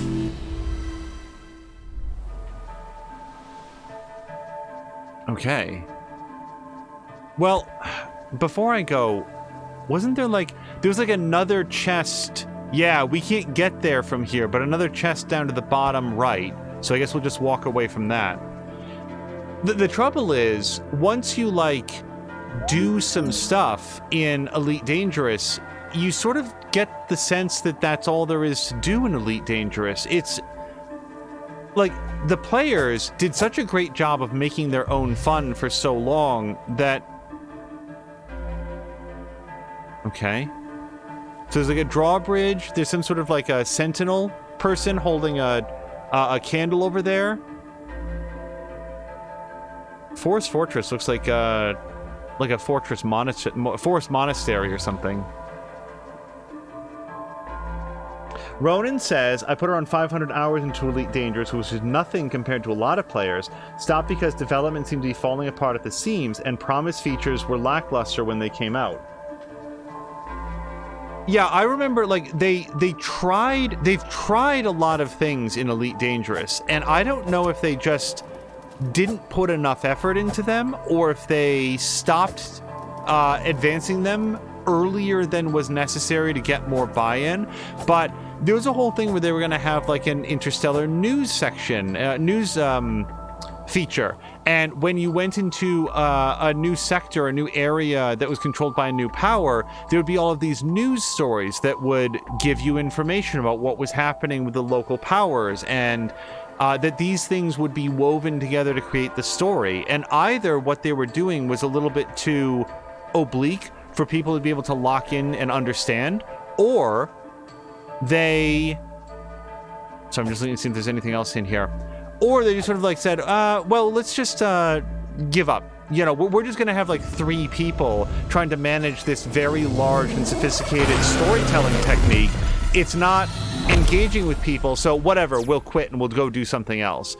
And then what they did was my thing, and this is where my producer really broke ways with the game, I think this is fair to say, that Odyssey update, I think that's what it was called, the one that had the first person shooter elements, it really felt who was asking for this feature? Who was playing Elite Dangerous and saying, but if only it had a kind of not very fun first-person shooter element to it? Yeah, man, we want the page. So this is page 6. Well, this is the earliest page that we found so far. Yes, yeah, we need the hexagons to put into the temple, coveted in a forest temple. The green one... Oh, it's telling us where they are. The red one is coveted in a forest temple. The green one was stolen to the top of the sky, and the blue one was sealed at the root of the world. I don't know what those mean, but they do give us some hints on where we want to look. And it looks like once we put them all together, we'll be able to put together that gyroscope thing that we saw, like the shining, the bits, the elements. Again, the same battle fought uncountable times, and then the only other English there is heir to the heir. Followed by beginning your adventure. Yeah, so we found pages 6 and 7 here, but we're still missing a few. Oh, Moo's got to go to work. Moo, enjoy the gig. I hope it goes very well. More than anything, I'm glad that you're feeling better, and I hope you have a great Saturday. Oh, and hello to Silk.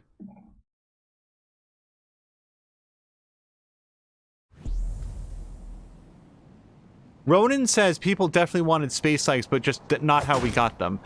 I agree that being able to like walk around and interact in some of those like stations and stuff would have been cool. I personally feel like if they'd found a way to tie that into the story, that might have been interesting. And maybe those first-person shooter sections do storytelling somehow. Okay, there is a way.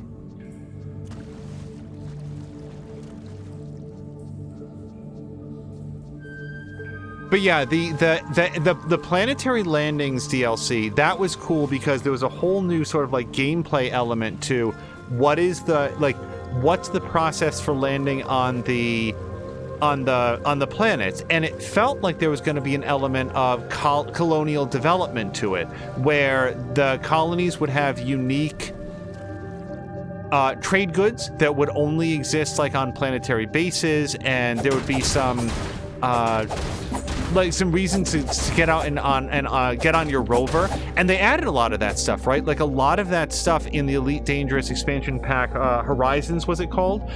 Like a lot of that stuff tied directly in. I do see the post up there with the rope. See, it's right up there. That tied into the engineers stuff to get special, like better upgrades for your ships and stuff. So I felt like those gameplay systems tied together really well, even if some of the okay. Oh. All right, you back these guys up into a corner, they get attacky. But there's nothing else over here. If this is dark on stream, this is extremely dark in the game as well. It's a cave after all.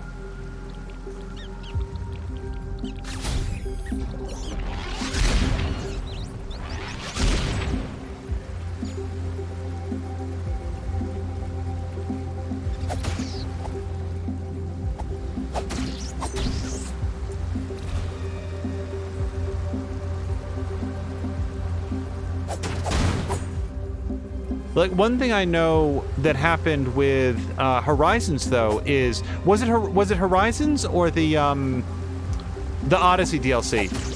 They, like, people would go to far out planets where the game told them they were the first person to have ever been to this star system. They'd discover a planet. The planet would have special features, like you should go down and check it out. And what they would go down and find is like dozens, if not hundreds, of crashed human spaceships. Like, there was just something that was really off about the way that the procedural generation was working, and it was just generating the same repeated features over and over and over again, and all ones that in a very No Man's Sky style way seem to exist for the express purpose of telling you that you are not the first person to be here. There's nothing actually to discover here. Hundreds of people have been here before, crashed their spaceships, and then left behind okay, it's just knowing when these guys are going to attack.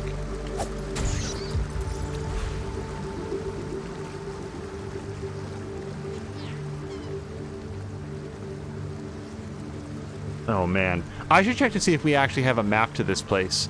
Let me check to see if we actually have a map to this place.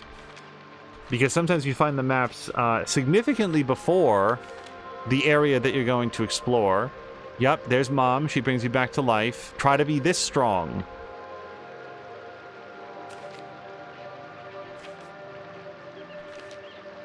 Right, so here's a map of the world. Here's under the well, beneath the earth. Fortress of the Eastern Vault. I don't really know what this means yet. Like, it looks like a map of the overworld with, like, maybe where those big monoliths are, but yeah, I don't really know how to get to those places based on what the map shows. Okay, the Frog's Domain. Oh, no. This is the, this is where the green... Man, maybe I should have gone to wherever the green hexagon is. Because I've got the map for this place. That's actually the last thing that I have. Oh, I'm so sorry. So Silk said that he had said hello about 10 minutes ago. I apologize for not seeing it. Depending on when it was, this game has a lot of combat and a lot of exploration, a lot of like trying to figure out what does it all mean.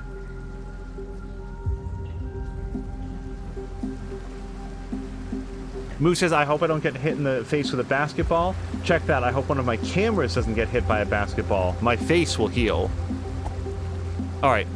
I know we just went in here, but it seems weird that it's like a loop. It just brings us back to a different area, so I'm just rechecking to see if there's something else in here that I was intended to find. Waterfall? Nope. Oh, okay, yeah, this did bring us out someplace different, on top of the waterfall.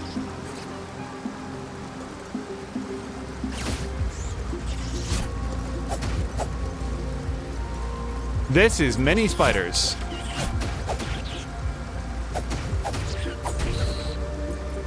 Also, just as a note, you cannot roll in water. So, just be aware of that. Let me switch to this.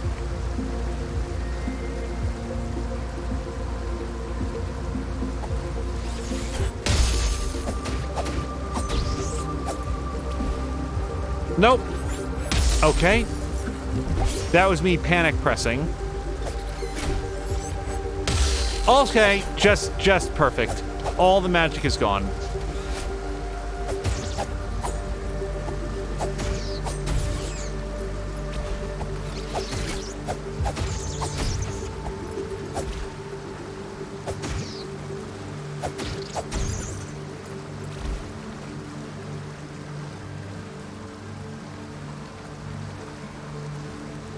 Okay, yeah, that looks like a new area. So before I go down there, let me just take a quick look up here.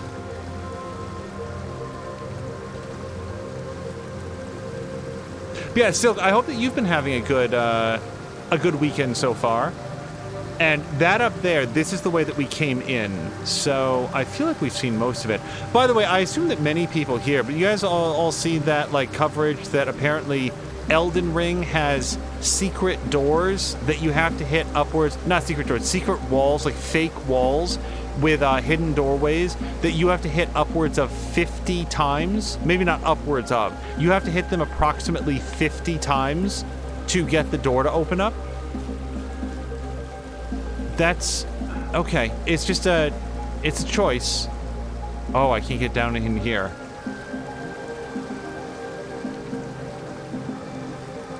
Well, I don't have anything that can hit this anymore. Really burn through all my magic. Now, I can recharge with a plum berry. I'm trying to keep that in mind, but I don't see the reason that I would try to do that. Actually, this works just as well. So let me try meditating at this thing, just because it's a sort of similar shape. No. Oh, nice. Okay. So it's got like a little switch, and it looks like you can turn it on and off. Oh, no, you can't. All right. So, oh, and look, it built a bridge over to this chest as well.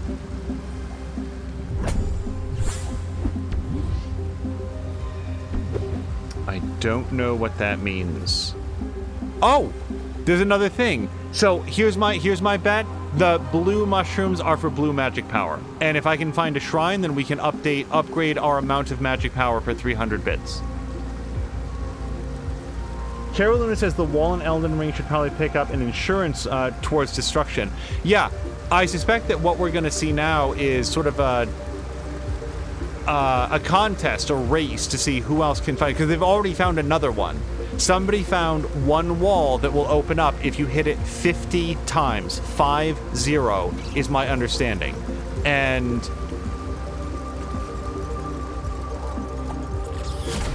oh, man! Okay, bad idea. Sorry, guys. I really shouldn't have messed with you.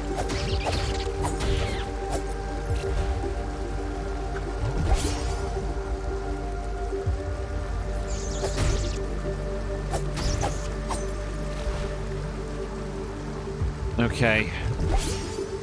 If I die now, I do not know how far back the last shrine was. It was like the entrance to this place, wasn't it?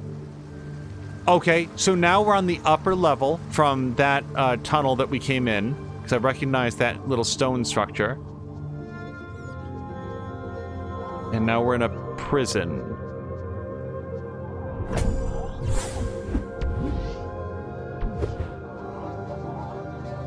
I think those red berries... oh, man, I don't want to fight that guy. I don't have any lives. Is this good? Is it something? It doesn't appear to be a thing.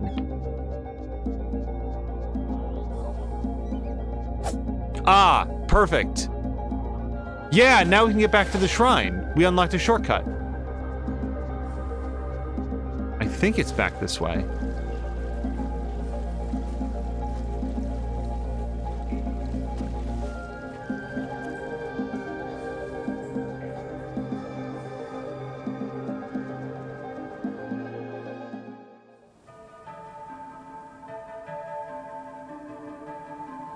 Ronan is saying 50 times, please. I hit suspicious walls once. Yes, so do most people. I would love to know what had ever inspired somebody to just hit the same wall 50 times. And the rub of it was, apparently, because I don't know anything about Elden Ring, but reportedly the room that it lets you into is just a room that you can get to easily by traversing that area normally. So it's not even letting you in. It's not a bug because it sort of like transforms like a special sound effect for it and so forth. Oh, there's a shop right here? So weird that I've learned to recognize this as a shop. All right, so I've only got 360 bits. Yeah, I don't need any of this. But what I do want to do, we're going to go upgrade the magic because I forgot to do that. Oh, Samalander, thank you so much for the raid. I hope you guys had a very fun time watching Samalander play Farming Sim. I was enjoying it a great deal, except for the part where Samalander said that he would not buy the RAM for the ship in Black Flag. How dare you? No, what is fun to me is that that game can be played without ramming ships because that to me was a major tactical tool that I used all the time. So it was really interesting to me that Samalander was able to pass the game, or at least play pretty far into it without making use of that. That is a real dedication to historical realism. Yeah, hello to, I think Markintosh. Oh, and also hello to Odaba. I hope that you're having a nice Sunday. We just this moment upgraded Tunic's magic ability. And now we're going to delve deeper into the forest fortress. Oh, nope, that's the shop. 100% no ramming, says Samalander. I maxed out all the pirate parts of the game except the ram.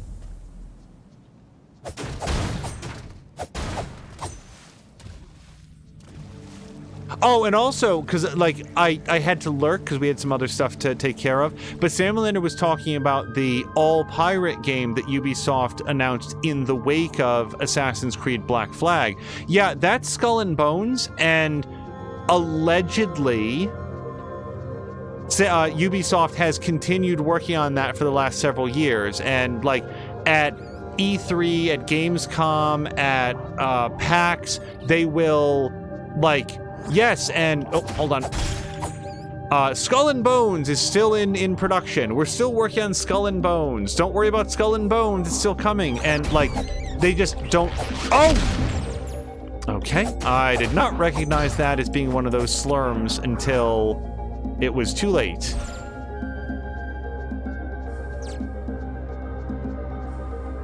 But I do tend to agree with you, Samalander, that whatever development work they've been doing on it hasn't led to forward progress on a game being made. Like, every time they reference Skull and Bones or acknowledge it in any way, it's always... It always feels like... hold on. Let me just put this stick back on. I just want to make sure. We can't do anything with the stick here, can we? No. I thought that maybe we could light it on fire, get a little bit more light. Allegedly, Sam Lander says in quotes, I don't believe it, but yeah, they said they're still working on it. We're still working on it means that they've got 3 marketing people talking about it, but no actual programmers. Yeah, I think... Oh, well, I beat the last one without too much difficulty. Maybe this won't be such a big deal.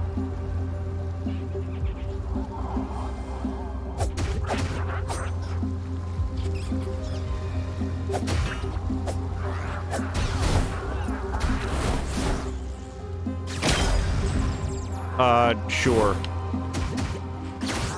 Oh! They remain on fire. Son of a bitch.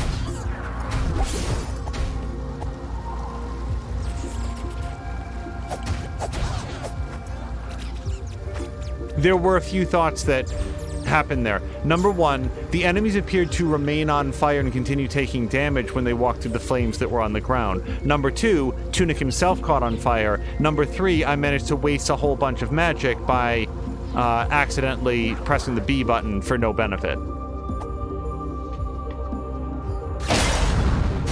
Okay, and now I'm just as boned as if I hadn't done that.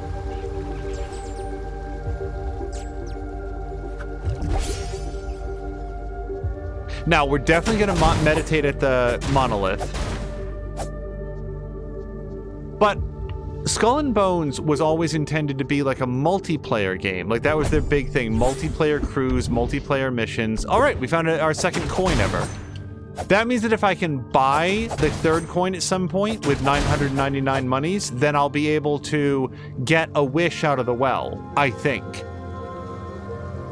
I think that both in terms of, like, technologically, like the netcode, and also just from a basic gameplay loop, I think that they've had a lot of trouble translating what people liked about Black Flag into that sort of multiplayer experience. I could be wrong, and maybe there's 1,000 other things that are going on with it, but that's what it feels like to me. Okay, so we powered up the energy grid. We can see the ley lines are lit up now.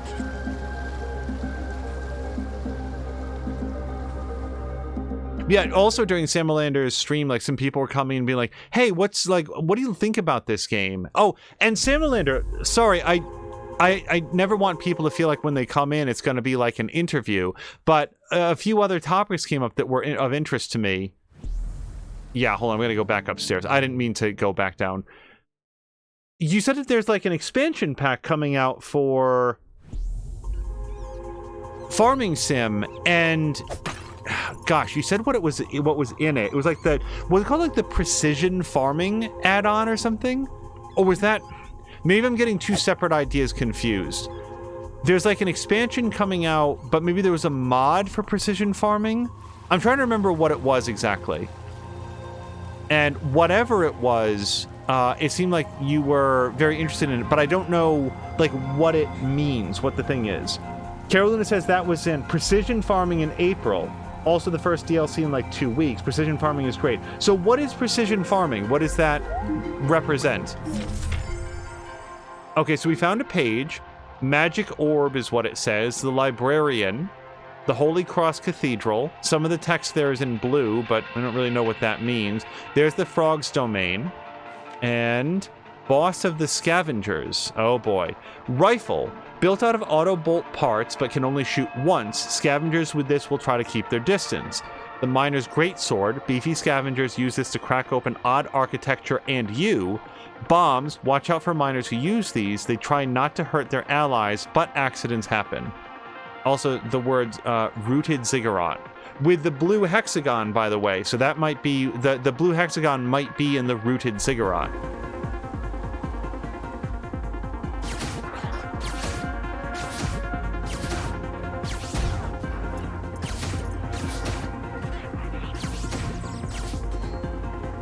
Oh! Hold on, they can, like, block with their candelabras. I didn't know that was a thing. Really don't like being on fire.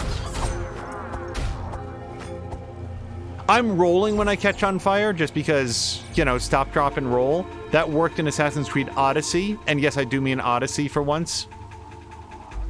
But I don't know if it works in this. It feels like it helps put the fire out a little bit more quickly. Oh boy, hold on.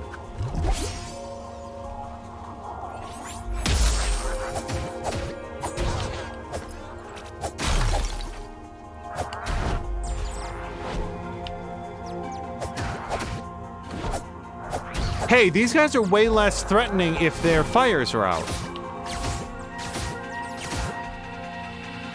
Is there a way to make his fire go out? I know that I froze them in the sword swipe, but that's weird.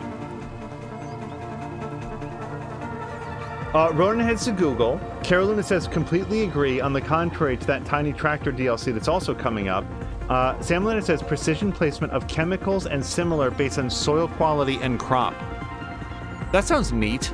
Anything that gives you more control over, like, your inventory and, like, how your own fields and stuff are going to be laid out, that sounds pretty good.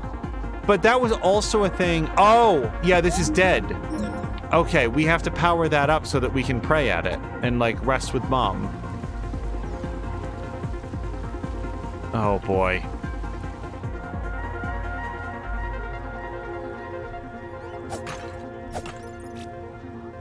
I feel like I can probably take him. I have no idea what that was. Is that an attack, or is it the chamber doing this?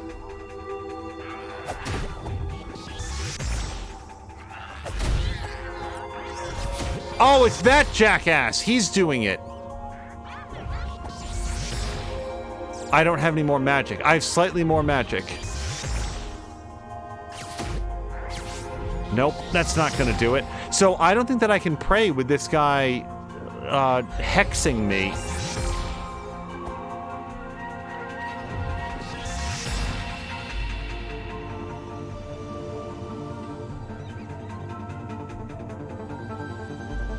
Alright, these guys may not... I might need to bring leyline power into here from some other location! Ugh.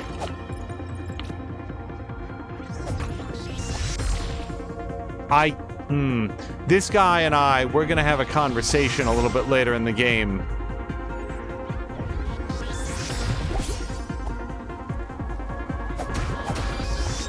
Oh, cool. He still gets to hit me down here.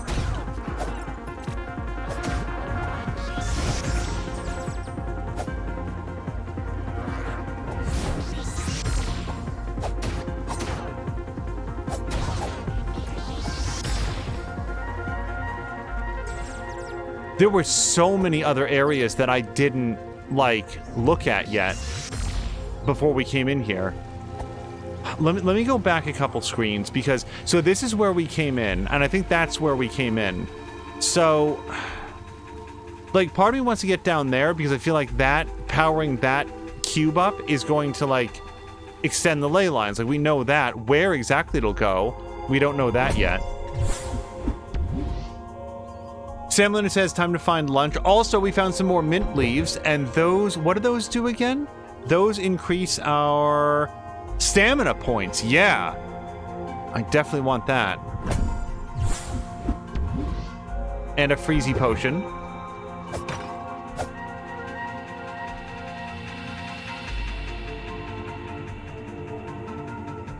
Ronan says, skim through a quick article. Too long, didn't read. Looks like he's smart farming, and I like that. And it's free. Wow, that's cool.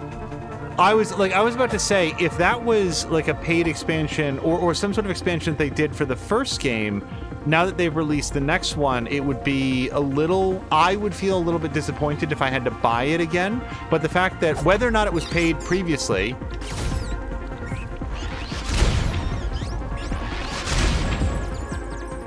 whether or not it was paid previously, if this one is free, that's cool. It's kind of like the Blood for the Blood God DLC for Warhammer, Total War Warhammer, where if you bought it in the first game, you also bought it in the second game. Like, the one purchase covered both games. It seems kind of cruddy to charge $3 to turn on blood effects in your Warhammer game, but if you're absolutely gonna do it, at least having the one purchase cover both games makes it feel 5% less scummy. Okay, so we did finally take that guy out, and that's a feel-good moment. It doesn't feel like there's anything else that we can do up here, though, so we'll go back downstairs. The upcoming Tractor Pack, says Caroluna, is not free. Guys, can I share something just very quickly? I woke up today and, like, my neck was really hurting and bothering, and I haven't been thinking about that while playing this game. This is such a... It's like... There's things in this game that are stressful for sure, like remembering where we've been. Where am I supposed to go next? I don't want to die because it's been a very long time since we've been to a shrine. But I definitely... Yeah, I don't think that we can meditate at this yet. Or we can meditate, it just doesn't do anything. But I'm really... It's just, I wanted to take a second to acknowledge that I'm feeling better right now than I have been earlier in the day, and I credit that to both the game and just sort of being able to hang out with you guys. So, thank you.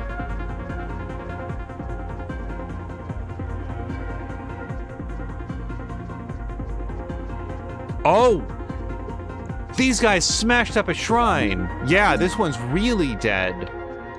Oh, we're enemies now. That was my mom, I assume. Is this good? Hold on, stop. I keep forgetting it doesn't pause. So, I'm gonna switch back to heart power, because at least then we'll have a 15% chance that these dudes will drop hearts when we get them. I believe this is an attack increase. Here's what I think, and because it's runic, or tunic rather, I don't know. I think that's attack, I think that's defense, and I know that this will cause some of them to drop hearts.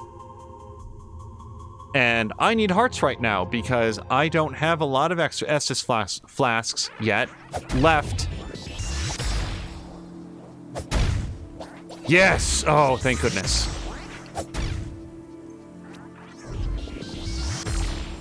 I swear to God, dude.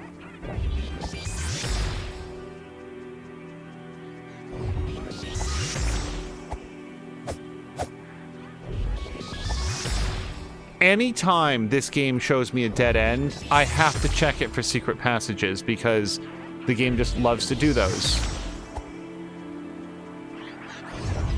Oh, nuts! Hold on a second. So we'll wait for them to fire and then go get the chest. Fuck.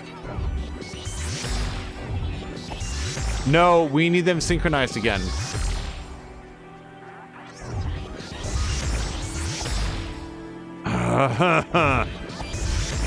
Yes, do it. Dodge! Haha, I stole your 50 bits. Okay, and I can't seem to go there. I bet we can open that up from the other side, although that's a guess. Fuck these guys.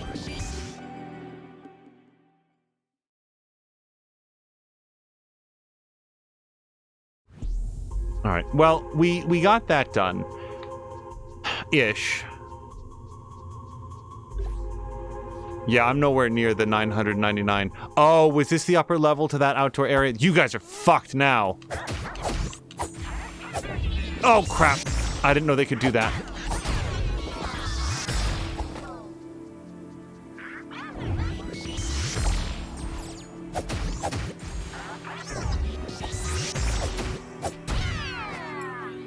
All right, let me recharge on magic. There is a legit, like, it's not really like stress or pressure, but it's like, man, it's been a, oh boy. Okay, so what are we gonna do about this then?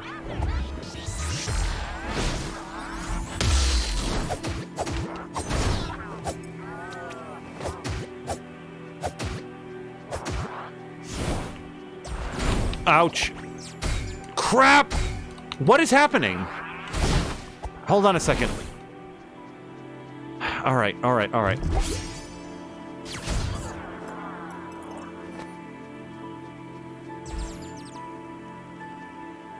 Should I even try to fight this guy?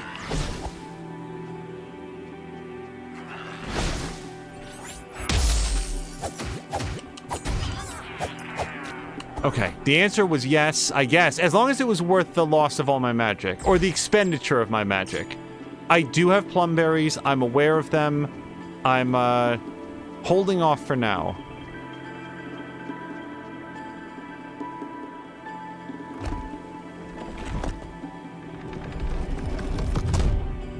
Oh, okay, that was... I thought that maybe we'd push it over or something, but now we can easily do that. So there is another way, and I do see it, but I'm not sure that I want to go forward past this point until we finish checking all the doors that are inside the temple.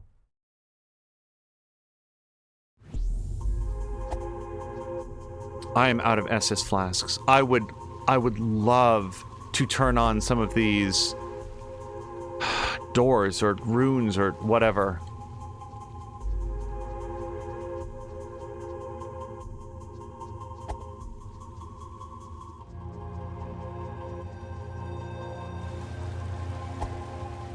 And this is just downstairs in the same place. Well, we can see some ley lines coming in this way, so let me go out. Oh, no, okay, we can go out.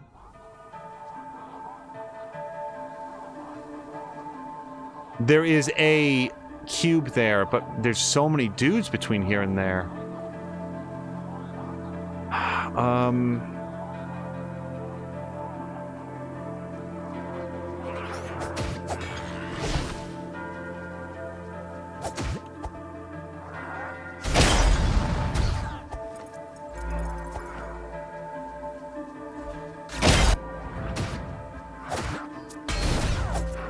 Oh, my shield does not protect against... Fuck! Okay.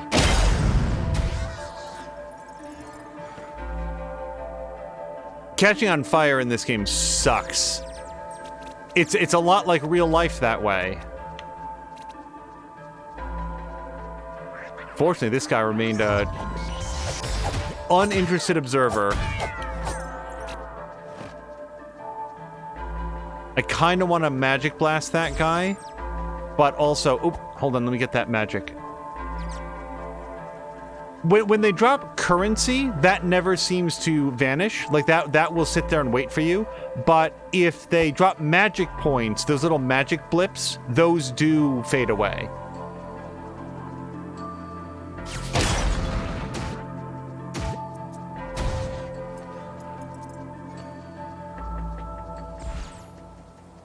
Yeah, I'm not going to be able to get those.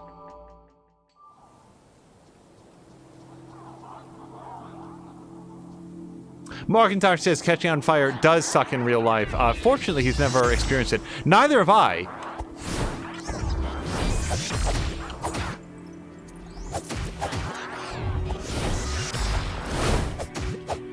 No! Don't die! Don't die! Nope, that's it. Okay, well, I thought in my head I should back off and see if those red fruits are going to heal me up, and then I didn't do it. So it's not the end of the world, not nearly, and not the end of the game. Oh, did I miss out on an opportunity to lower that drawbridge? Probably. Well, no, and you know what? No, I take it back. I bet that we didn't, because you have to, like, power this on. So, here's the puzzle. Here's what we've been introduced to so far. These lines are glowing purple. We need to find a way to extend the power flowing through them deeper into the temple. So before I go right back into the temple, is there anything at all that I can use to, like, extend them from here? And the answer is no. But we can see that the power goes up that wall, so if I can reach to whatever it's connecting to, I can... Oops. Oh, wait. I did get a thing, didn't I? Here you go. Okay. Now I just need 2 more of those. Oh, no, 1 more of those. And then we can make a wish. And the other thing is that I did pick up So, I do not have 400 heres to upgrade my SPs. I can upgrade my HPs, and I think I'm going to do that because that will keep me alive longer in the hopes of getting more SPs.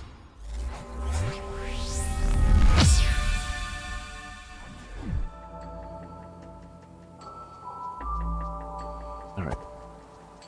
And I'm gonna put in the ice crystal shard here for now. Oh, wait. I can smash open these piggy banks too, I think. As far as I know, there's no benefit to holding on to these. Okay, so that gave me another 96, which is not enough to do the, to get any upgrades. But I figured we'd check.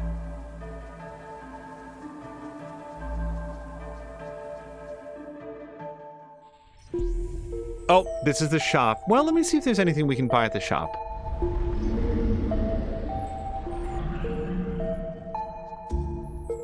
The coin is too expensive. Yeah, and I don't want to get any of this other stuff. Maybe I do want to get this, though. Let me buy this. I feel like that increases defense, if I remember correctly.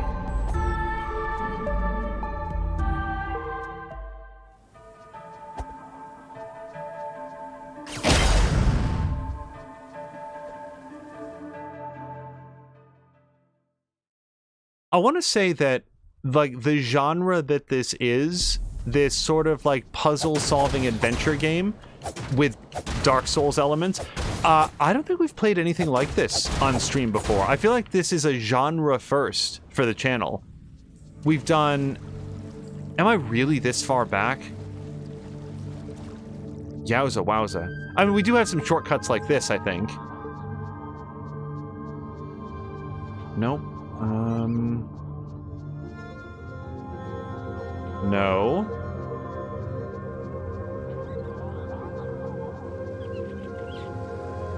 No, that's the way that we came into this chamber. I do remember that. And that's that. And now this is... Yeah, this feels right.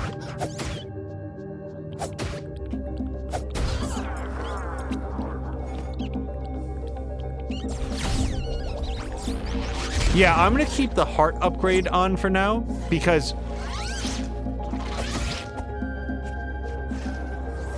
if 15% of the guys that we defeat drop hearts, those all represent healing flasks that I don't need to use.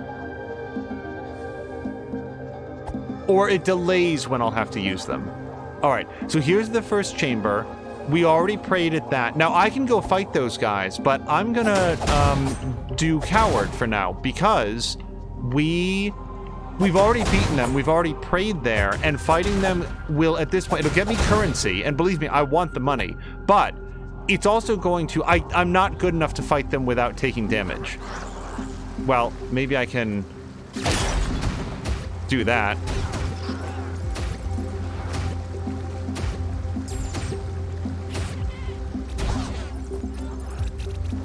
Okay, maybe I can fight him without taking too much damage. Now, don't even try blocking with a shield.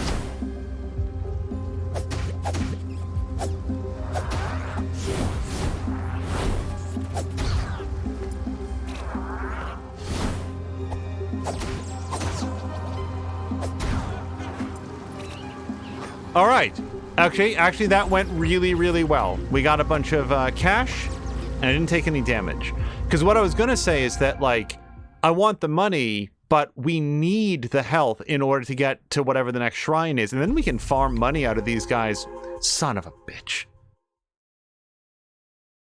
There's something about the way that the top of the area at the top of these stairs are that my eyes say press down to go further into the room. And instead, I need to push up to continue going up the stairs.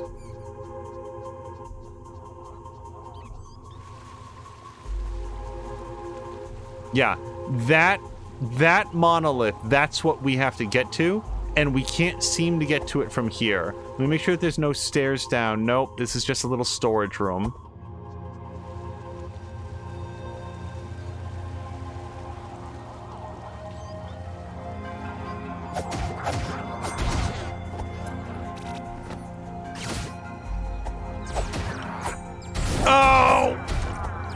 Dodge, dodge, dodge. Dude, the fire damage.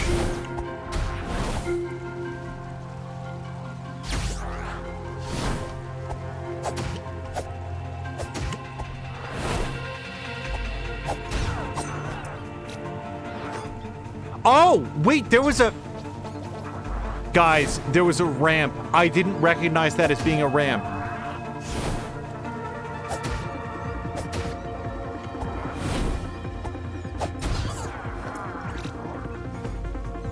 Hold on, I want to wait because this guy's going to drop magic points. Wow, I am so glad that guy came up the ramp because I was not recognizing that as a thing.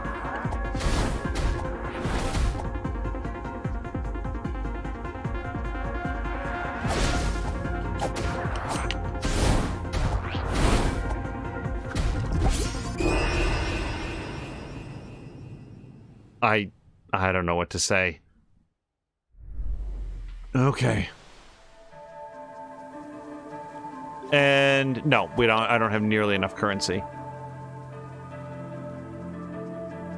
Like a really good rule of thumb in this game is anytime you can afford an upgrade, just go ahead and grab it up.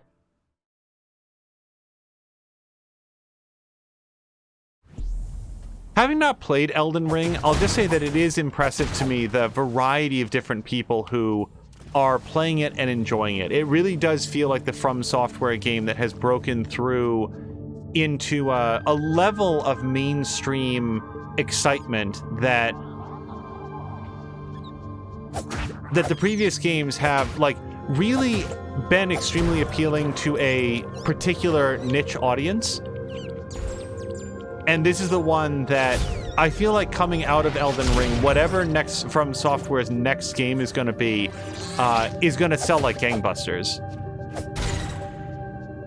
I mean, maybe it won't. Maybe people will not wind up finishing Elden Ring or enjoying it as much as they had expected, but it feels like a lot of times if one game in a series, in a franchise, from a developer is really well received, that success naturally translates onto the next project that they do. All right, man. I mean, you sort of saved me a couple embarrassing misses there. Let's let that fellow be right on fire.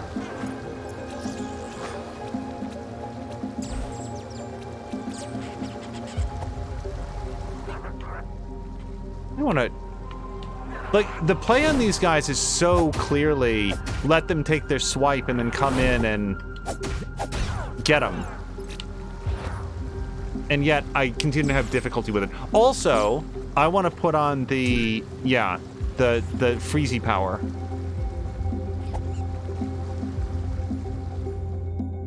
Okay, I'm pressing up. I'm just letting you guys know. I'm pressing up. I know where to go. Killing is not necessarily the success, but the hype. True. Yeah, I feel like if the next game gets, like, really bad reviews... But I once heard somebody remark on the Resident Evil series that every Resident Evil game sells in accordance with the quality of the previous game. So, like, Resident Evil 4 did pretty well, but Resident Evil 5 sold, like, way more than the quality of that game actually would have indicated because people loved Resident Evil 4 so much. And then Resident Evil 6 was, again, a much more divisive entry, I think it's fair to say. Come on, do your swipe. Do it.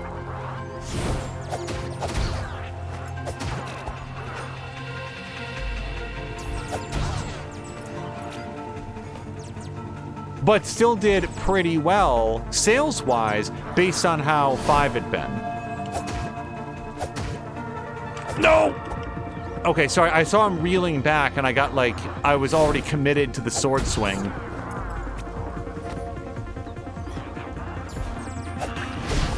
Okay.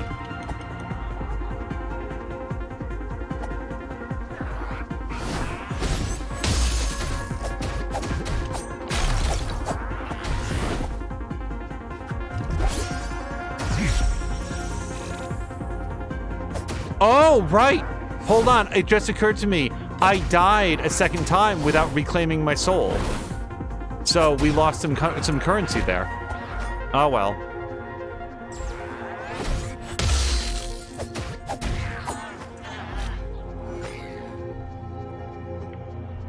This guy's just busy with his meditation exercises. Couldn't be arsed. Ronan's gonna jump into the Elden Ring goodness after they fix up the performance. And Ronan, here's something that actually I find really interesting. Apparently on Steam Deck, Elden Ring runs perfectly. Like with specific settings, it doesn't have the hitching problem that the regular PC version has. Digital Foundry did a really interesting video on it, and what it boils down to is that Valve designed their own sort of like wrapper or shell, or I don't know the correct language for it, but Valve was able to fix Elden Ring running on Steam Deck by basically writing some specialized bespoke code for it, and it actually now on like, you know, of ways to play the PC version, runs the most reliably. And there was a specific patch that did it, that prior to the patch, the Steam Deck version was effectively unplayable, was the way that they put it. And it now does not have that weird frame rate hitching, the frame pacing issues that it's not really a frame pacing issue, is it? It's like some sort of like compiling problem that the PC version has. And there we go. Just like that, now we can pray at the shrine. Ronan saw that video. It's funny that people are still fixing up From Software's games for them. I don't think they've ever released a game that I would say runs well. And, like, I don't know anything about game design or programming or coding. I don't know anything at all. However, it seems to me like if you have the game design done and you have the crud, I wasn't expecting him to do 2 swings. All right.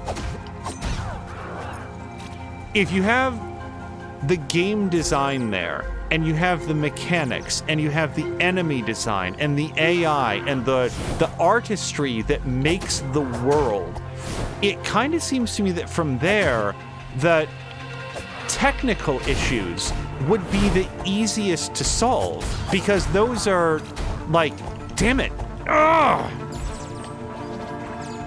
Well, now I just gotta go heal. I mean, yeah, I could take some flasks, but let's do this. Patikin saying that they also still run on the same engine, just with a bit of tweaks. Not good ones because not good tweaks, Patikin saying, because it runs bad. It's like coding and programming and engine building, those are really, really difficult things to do. But you would think that if you understand the parameters of the project, this is the world we're building, the enemies that we're going to have, the flow and the style of the gameplay, that the technical team could, with sufficient time and resources, do that, right? Like they could deliver on what it needs to be, because that's son of a bitch. And like with 12 million, so okay, this guy's really cheesing my grits, man.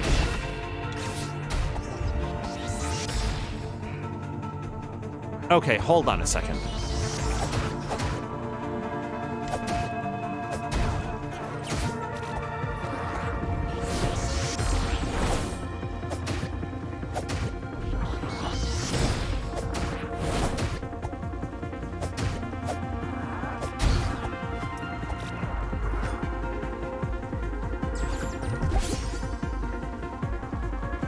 Nope. We're gonna go take care of upstairsy. Nope. Hold on.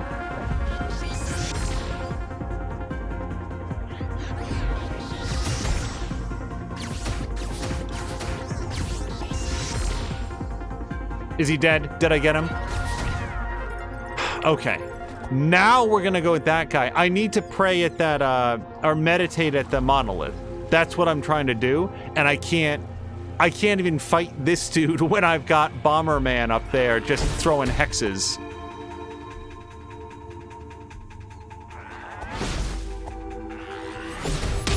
Okay, fine, whatever, bro.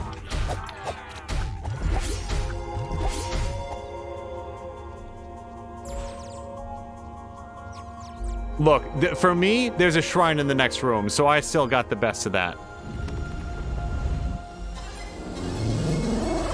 As Vatican says, after all these years, they should have fixed that stuff. Like, I don't get it. And maybe because I'm not a coder, I'm not a programmer, I don't know how it works. But here's the thing. If modders working from outside your game development pipeline are able to release hacks and patches and mods that functionally wind up fixing things, it does feel like it should be resolvable by the development team that has access to the source code. And sometimes when I say things like this, people say, well, it's really complicated because sometimes you fix one thing and something else breaks. And, like, yes, so fix that too. Like, it doesn't seem reasonable for people, like game developers, to throw their hands up and say, well, you're just gonna have to deal with a game engine that on the world's highest end PCs runs between 45 to 55 frames per second, and there's just nothing we can do about it. And then the mod, like the teenager that mods it for fun is able to get it running at a stable 60 with no discernible side effects. And I'm not saying that that's been released for Elden Ring, but I want to say that they did achieve that level of stability in Sekiro.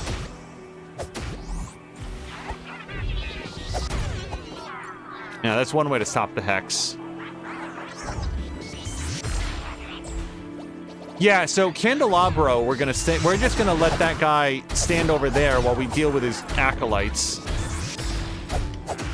I'm on fire. Not in a good way.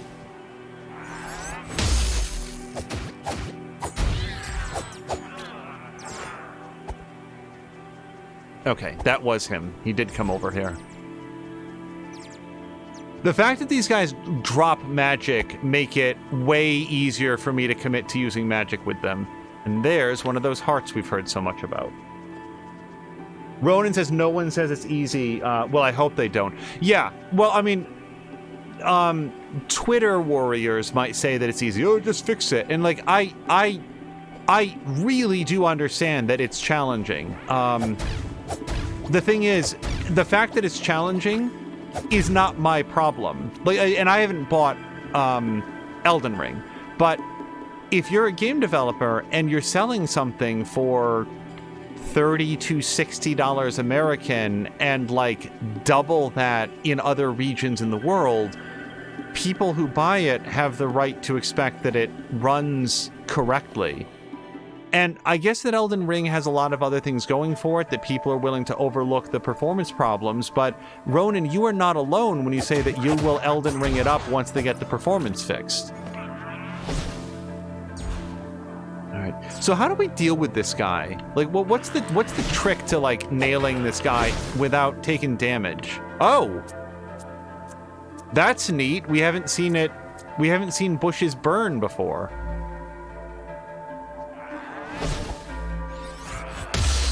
And I guess this is always a solution, but I don't know what to do if I don't have magic points.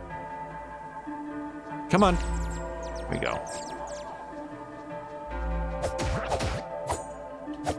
Oh, this is the other side. Guys, this is the monolith on the other side of the forest thing. Yeah, because this is coming in from the outside world.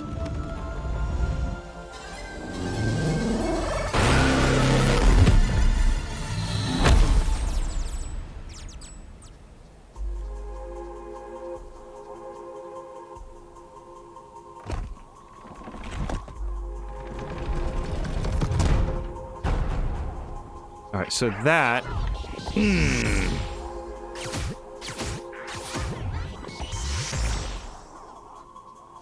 Nope.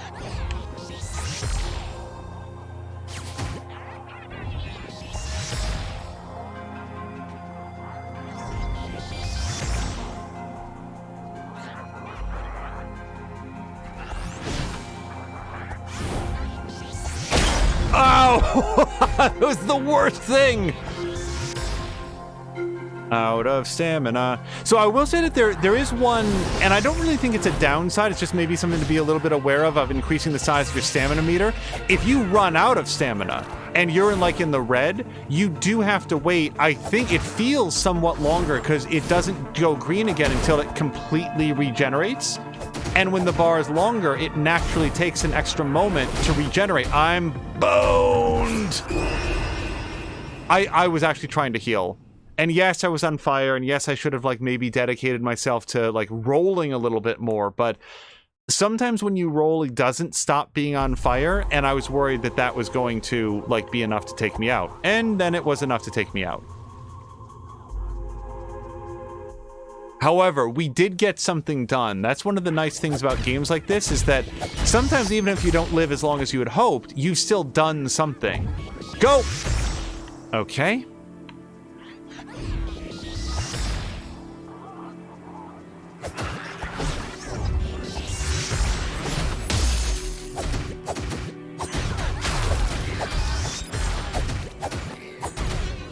Roll, roll, roll.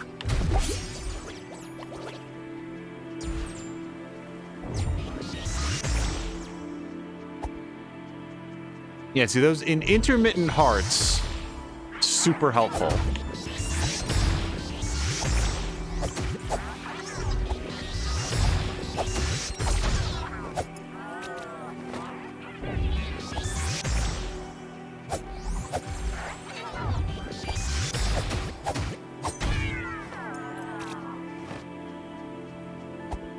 Okay, and that just leads back inside. All right, so let me go forward. Oh, it dropped all the magic on the lower floor.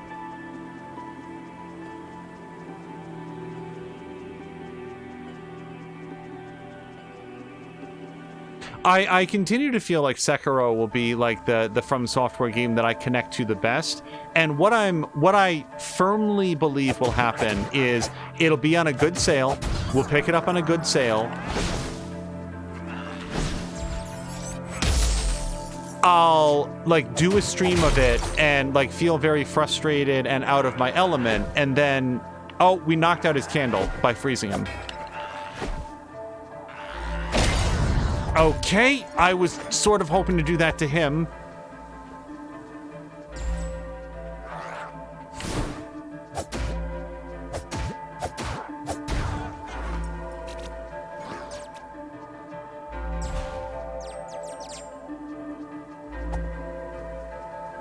And then I won't be excited to continue playing it.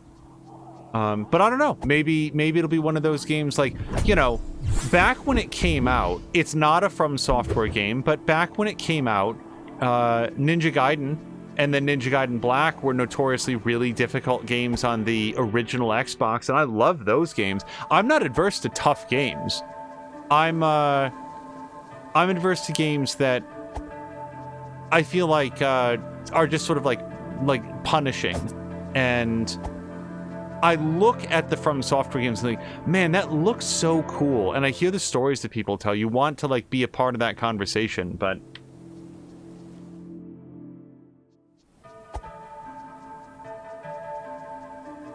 so we turned on that ley line. Oh, I guess we do go down here. All right.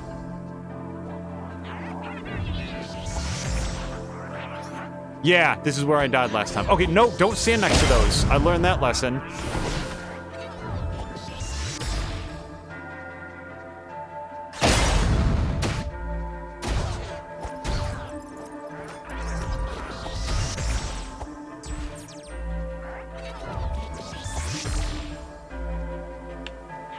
I don't feel like I can fight that guy until I take out the wizard.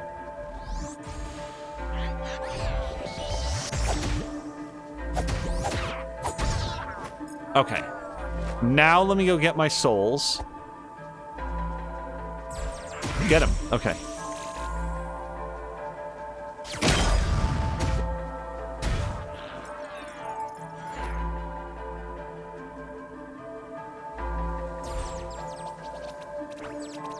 Okay, and now I think that we can pray at this, and that's going to turn on all the ley lines.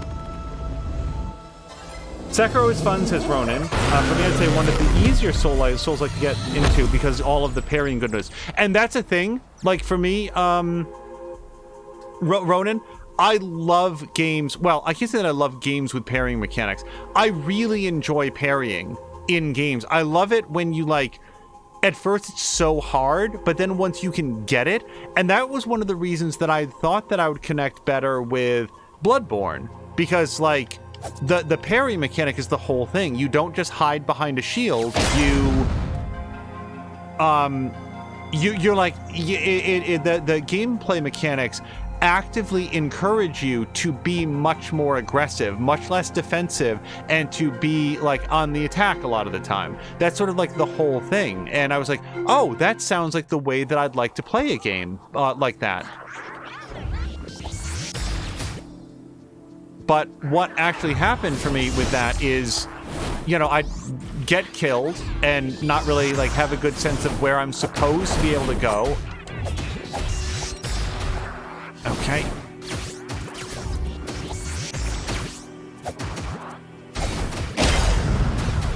Please don't die.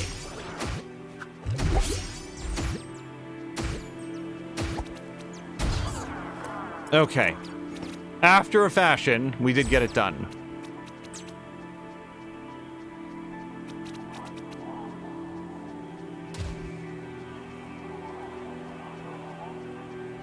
And I do still think about it. Like, just so that you know, I do still think about it. Man, I should give Bloodborne another chance. Like, I should give that a shot. You know what I think might really help with it? Playing it on stream. You know, guys, I am open to suggestions. Where am I supposed to go in the world of Bloodborne? How do you Bloodborne? Teach me what I have been unable to learn by myself. And if people look at that and say, oh, chat's holding your hand, well, so be it. I'm not here to prove anything. I'm here to have fun. Thank you for the Jeremys, by the way.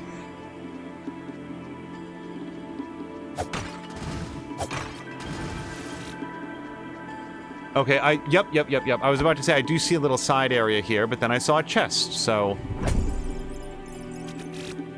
Nice. Oh, we're almost up to 999.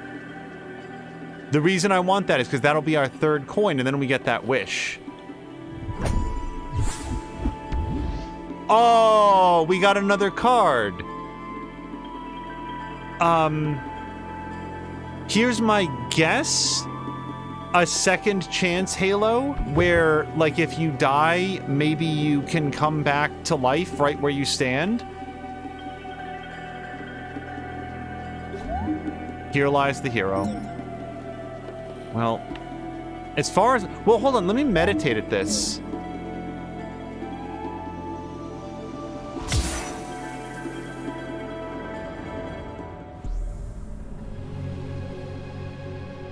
Okay.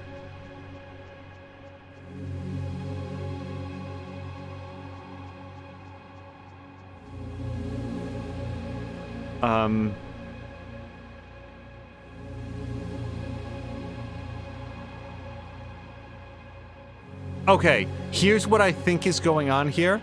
If you find the hero shrines and you meditate at them, there's 1, 2, 3, 4... Well, hold on. 1, 2, 3, 4, 5, 6. So there's 6 in the world. If you meditate at them, then you can use a hook shot or something similar to retrieve those goodies. So like here, I could get from the flower, then there's the fox, then there's the leaves, and so on. The only trouble is, I don't have, as far as I know, I don't have anything that will retrieve that for me. So, come back later, I suppose.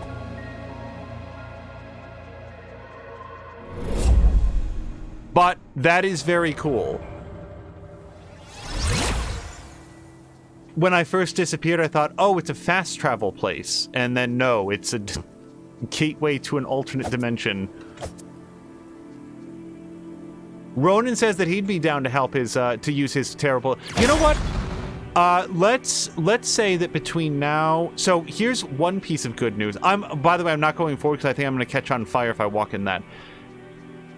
I have already put in for my July vacation, especially as things have gotten more and more unsettled at work. It's important to do that so that my producer and I can try to sync those up so that we'll have some of the same time off.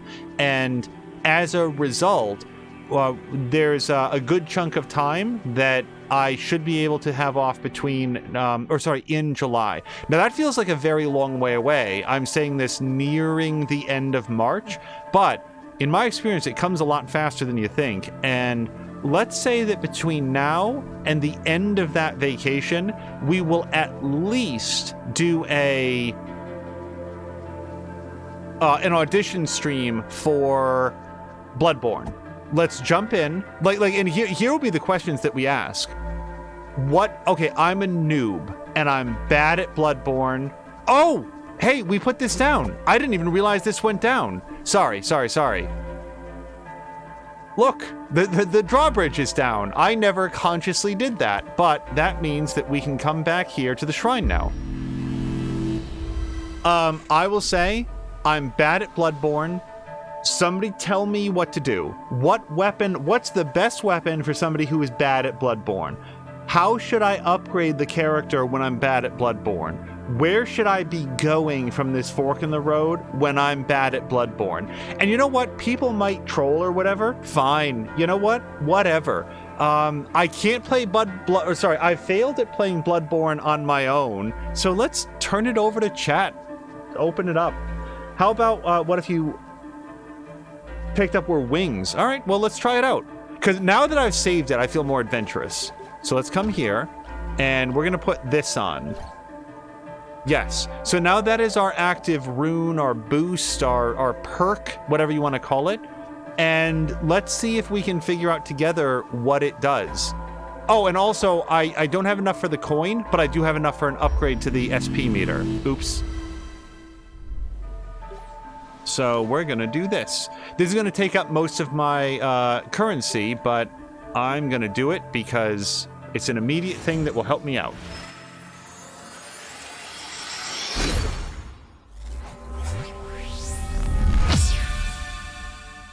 Can we say about, of all the things that this game does super well, the economy?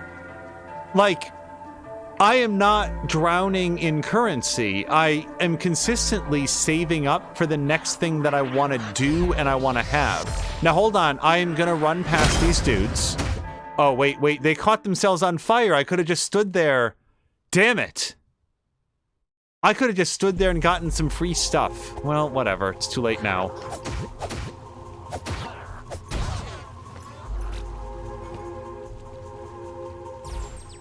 Do it.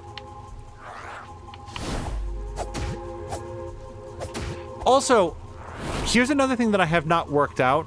Watch when I hit him. Watch his life bar. Watch what happens at the bottom of his life bar. See that white line? And then it goes down? What is that?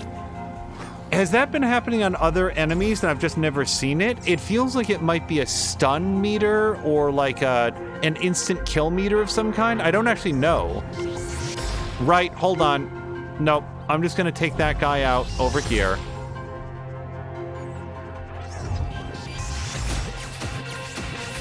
Damn it.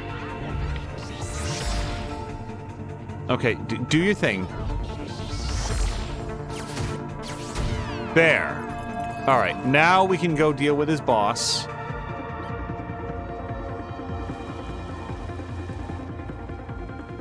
Samalander says, I think it's something like a stun meter, where if you do short hits, you can stun lock.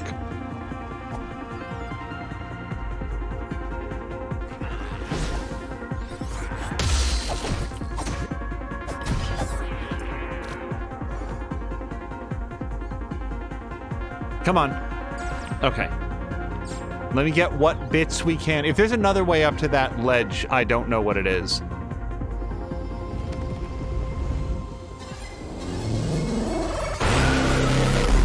Ronan says, time to start the last mission of the second Doom Eternal DLC. Well, best of luck. That's another game, by the way, that is on the list to do at some point this year. If not game, then at least an audition stream. Doom 2016. People asked for it. We are going to do it. I don't know when, but we're at least going to try it out. Interior of the Eastern Vault. I feel like we're heading into a boss battle, which is why I skipped those enemies. Now, one thing we have not tried is meditating on one of these golden plaques.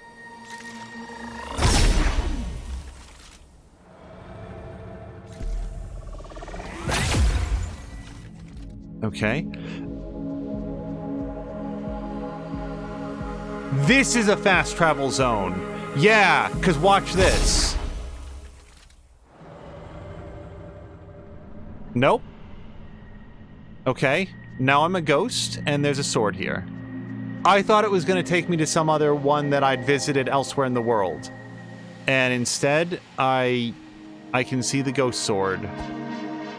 The Buster Sword is right there, but forever out of reach because I'm a spirit.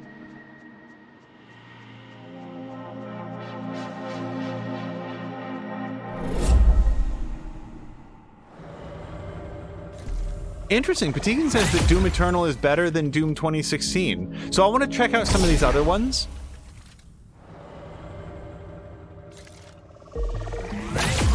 Surprise, asshole! You never saw that coming.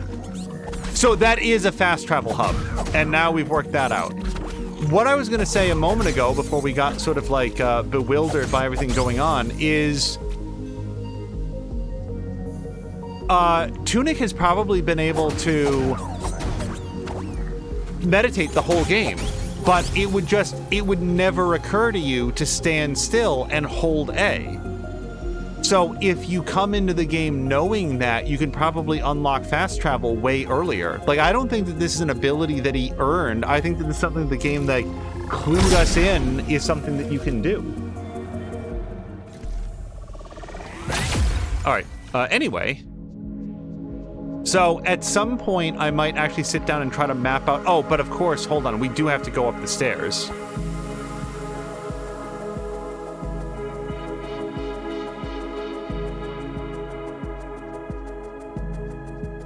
Oh, it's Mom. This is where she lives. Yep, we can't get her out until we have all the hexagons. We need the red, the blue, and the green. Oh, wait. Why are there other dead characters here? No, they're not dead characters. They're items. Those are the items that we sent to her when we sacrificed them at the shrines. I bet that's it.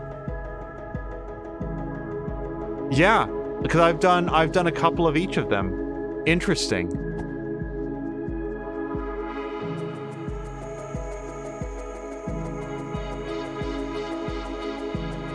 Hey, look, there's a thing underneath the stairs. Do you think we can get to that?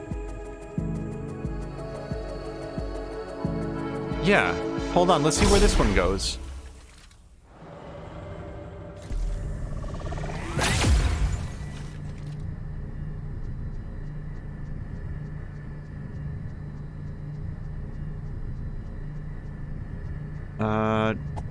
Nowhere useful right now.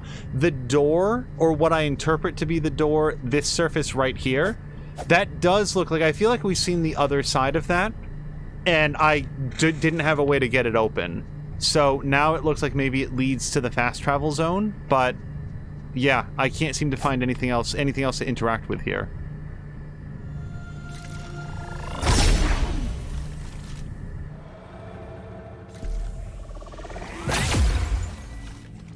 Boy, what a neat game this is.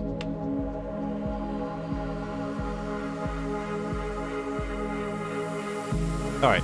Well, one thing's for sure, I don't actually want to leave the temple where I am, so we're just going to go back through and then see. There was also a shrine there that we could meditate to. And then maybe we'll see the boss thereafter.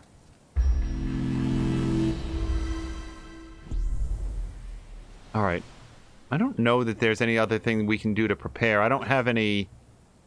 Yeah, upgrade materials. We're still on Halo mode, so we're still trying to figure out what that does. And yeah, let's hit it. Oh, I don't have whatever this is.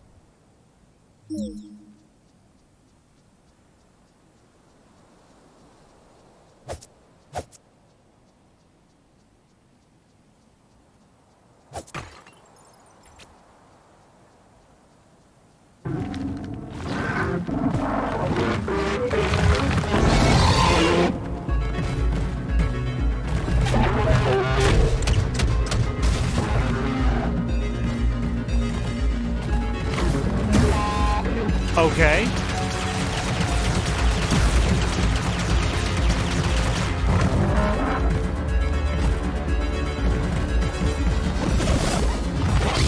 Okay.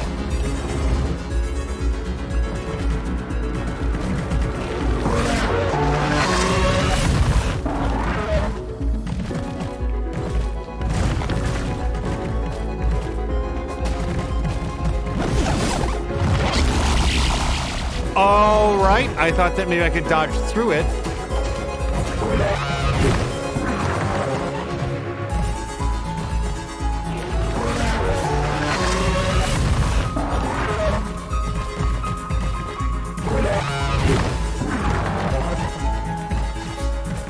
Nope.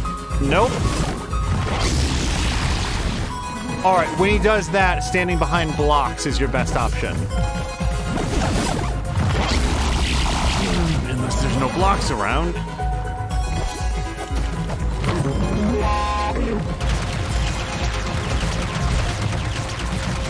Mm-hmm.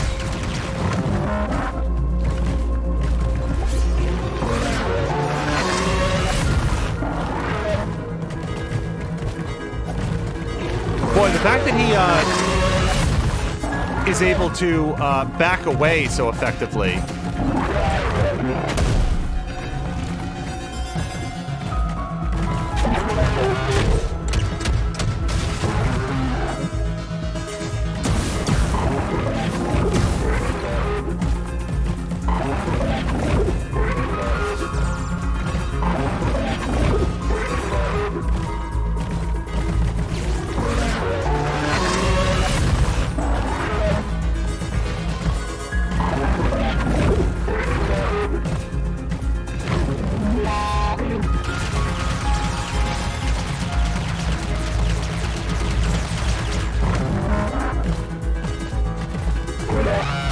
Ouch!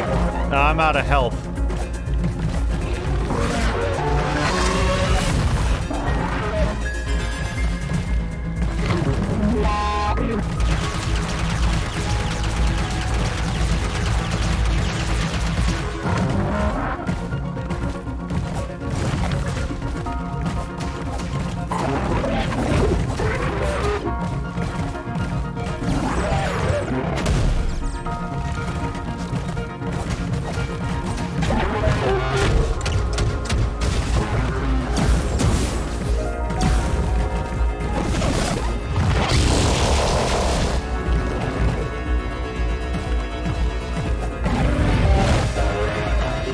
I need to. I'm trying to work out like what his various attack tells are, and that one where he rears back and hits with his like forward claw. That one's. Yeah.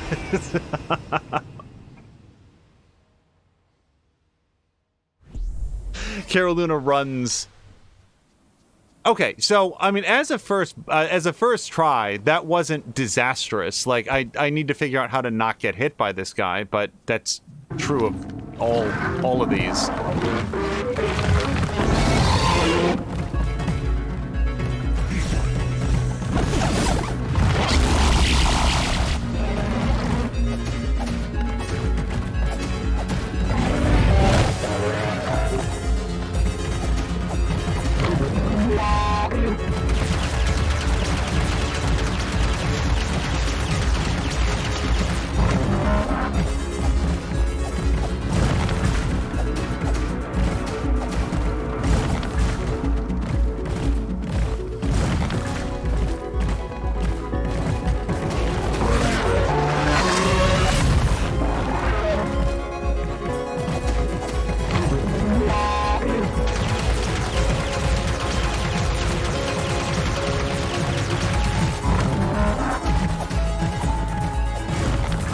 Oh, he's got an attack point on his back. Okay, hold on. That's new information. Yeah, he's got like a little power core back. Oops.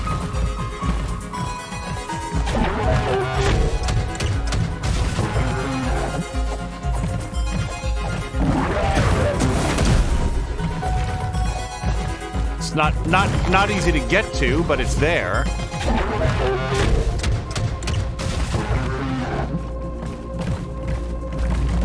Oops.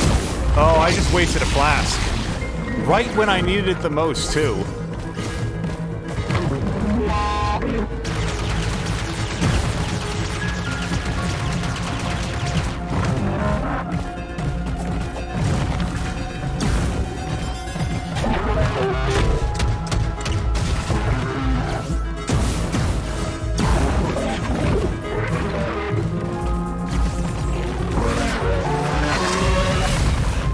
Ouch.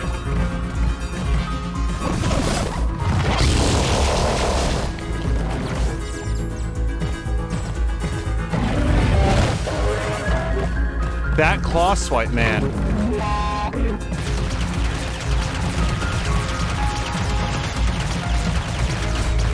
Okay.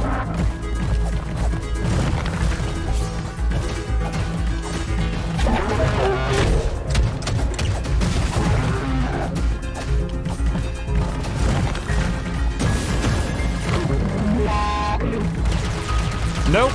I got stuck on the rock.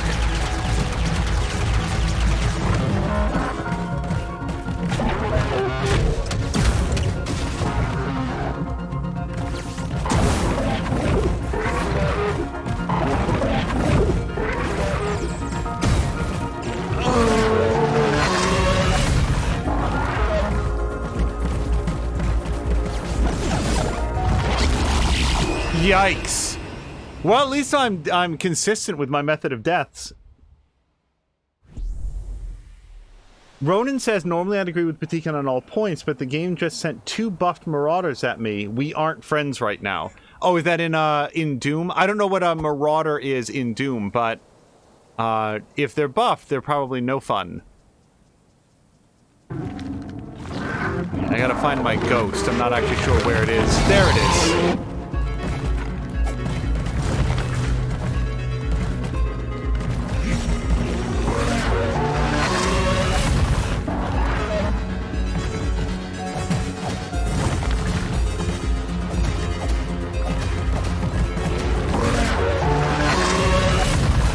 Okay, guys, I really tried to dodge that.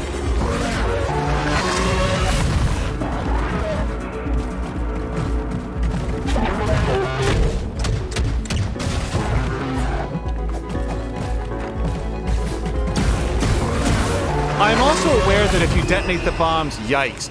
If you detonate the bombs close enough to him, he does take damage from them. I don't feel like I have a good sense of how to time that correctly so that they are near him. Like, it's a thing that I recognize happens, and also I don't know how to make use of that knowledge.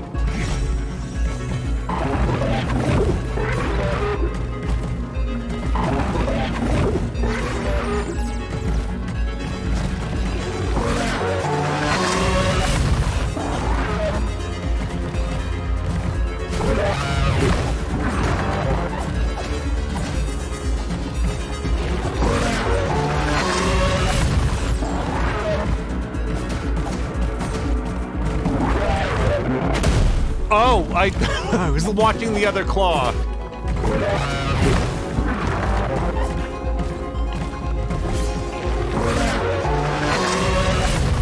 Dodged way too early.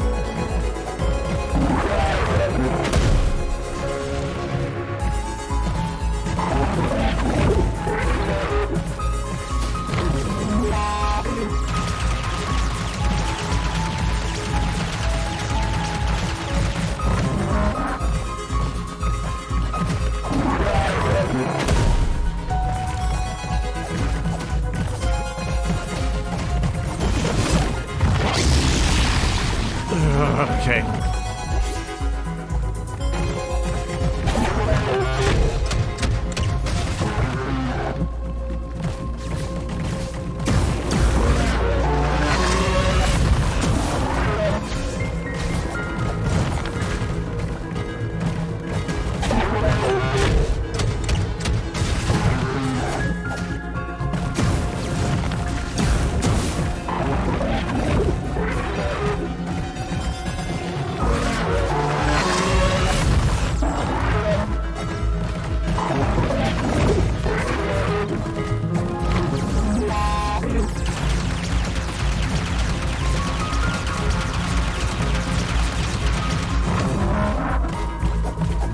Oh, I'm stuck on the other side of the leg, darn it.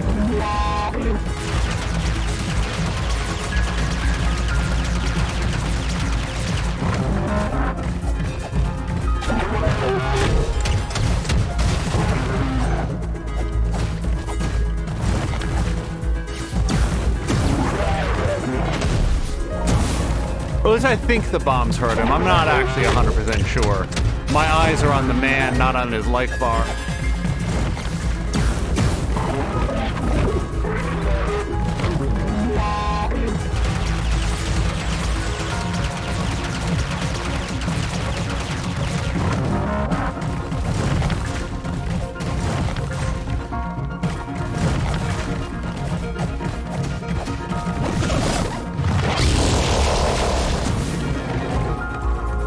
Show me your face, buddy. I need to get around.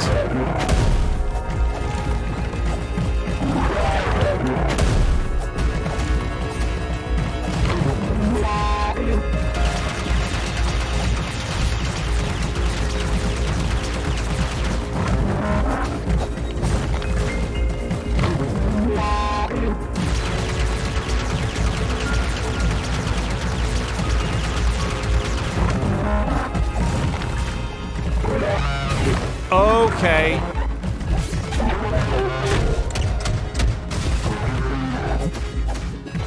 So I don't have any more magic. I'm thinking about using a plumberry.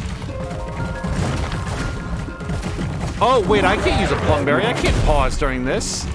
And I mean, I physically can't pause. The game doesn't pause. Get him! Yes! Don't stand under that.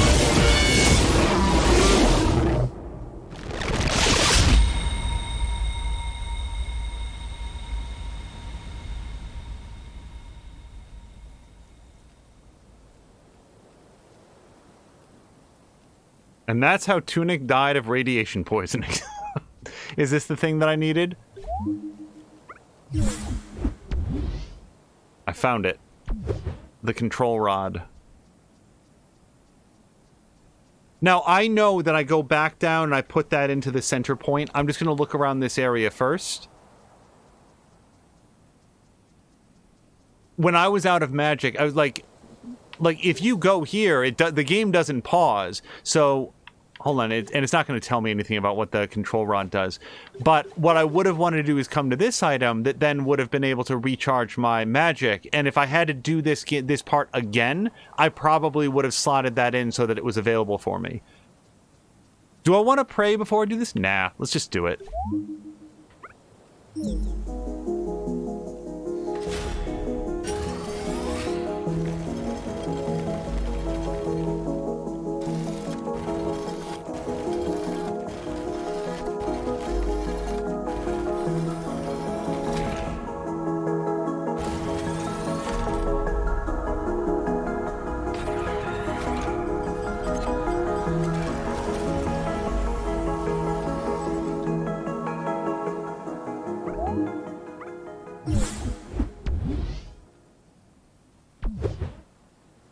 All right, we got it.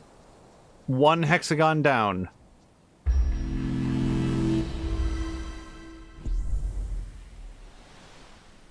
And I'm going to say that that's probably a pretty good place to call it. First of all, I am very, very glad that this game is longer than I had thought. If you ever play Legend of Zelda: Link to the Past, it starts off with, like, go to these 3 places and get the thing, and if you're playing it for the first time, you might immediately think that when you do those 3 things, then the game is over. And it's not. Like, there's a much, much larger adventure that then unlocks after you do that sort of, like, that first sequence of tasks. Then a whole bunch of additional stuff opens up.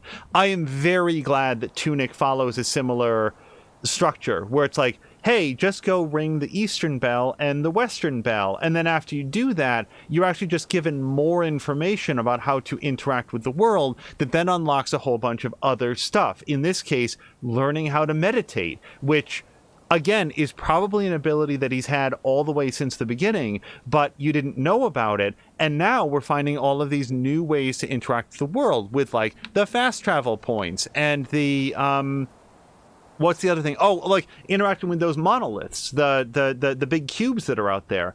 And that's cool. Like navigating this world and seeing things that you know are important, but you don't know how or what they represent yet. And then when you find out, it's like, oh, and what's even cooler about this game is what I believe to be the revelation that you could have done it all along. You just didn't know how to do it, which is, I don't know. It's a little bit like, I don't like it's too trite to say that it's like life, but there's all sorts of things that it's like you right now could fix a car engine.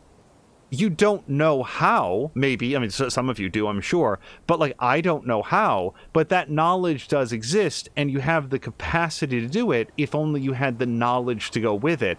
And it's weird that this game embraces that with both arms. And it's like, there's all of these things that Tunic is capable of doing, but you as the player, and therefore, by extension, he as the character, just don't know that he's aware of. And that's neat. I don't think that I can think of another game that does that sort of thing. Yeah, Samlander says, I'm short a couple tools to fix a car engine. Well, I bet you could jerry-rig something together.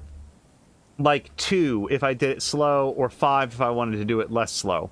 Anyway, we're going to call it here because, I'm a creature of short attention span. Not to say that this game isn't holding my attention, but you reach a point where you're like, you know what? If I keep playing after this point, I might reach a point where I do start to feel frustrated. And instead, at the moment, I'm feeling just consistent joy and forward progress. Now, I don't believe that this is going to be the only stream today. Fingers crossed, and schedules willing. We will be back a little bit later today for some more Assassin's Creed Valhalla, but that's not etched in stone, and there's many other great people that you can check out here on Twitter. Patikin did say that he's unlikely to be streaming this weekend, and Samalander did a fantastic farming sim stream earlier, but there could be some more Borlak out there. There could be some... Let me think offhand. There could be... I know that Killer Bits was streaming when we went live. He was playing some Red Dead Redemption 2, so you could check that out. I do know that that Samalander will be live tomorrow with the next episode of his Star Sector playthrough. That game is super cool. I don't have new things to say about it, even though they are releasing new things about it.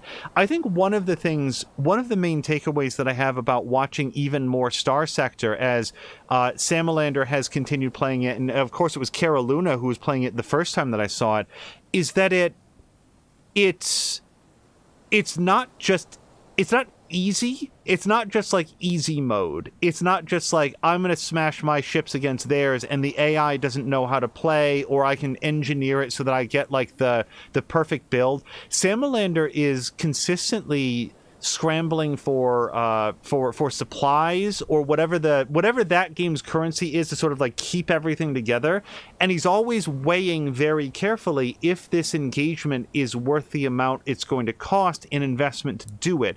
And I like games like that. Those are exciting to me, where it's not just like you have to make a choice about whether or not your investment is going to be worth the payoff that you're going to get in the end. And I think that's pretty neat. Also, Patikin, I'm sure, will be doing some more of his Assassin's Creed Valhalla playthrough, if not this weekend, then resuming on Monday. But who knows? He might jump on for some Fall Guys or something similar. But by all means, please check out the folks that we have on our friends list, because there's going to be some other really great streamers out there that I'm sure will be doing things throughout the weekend.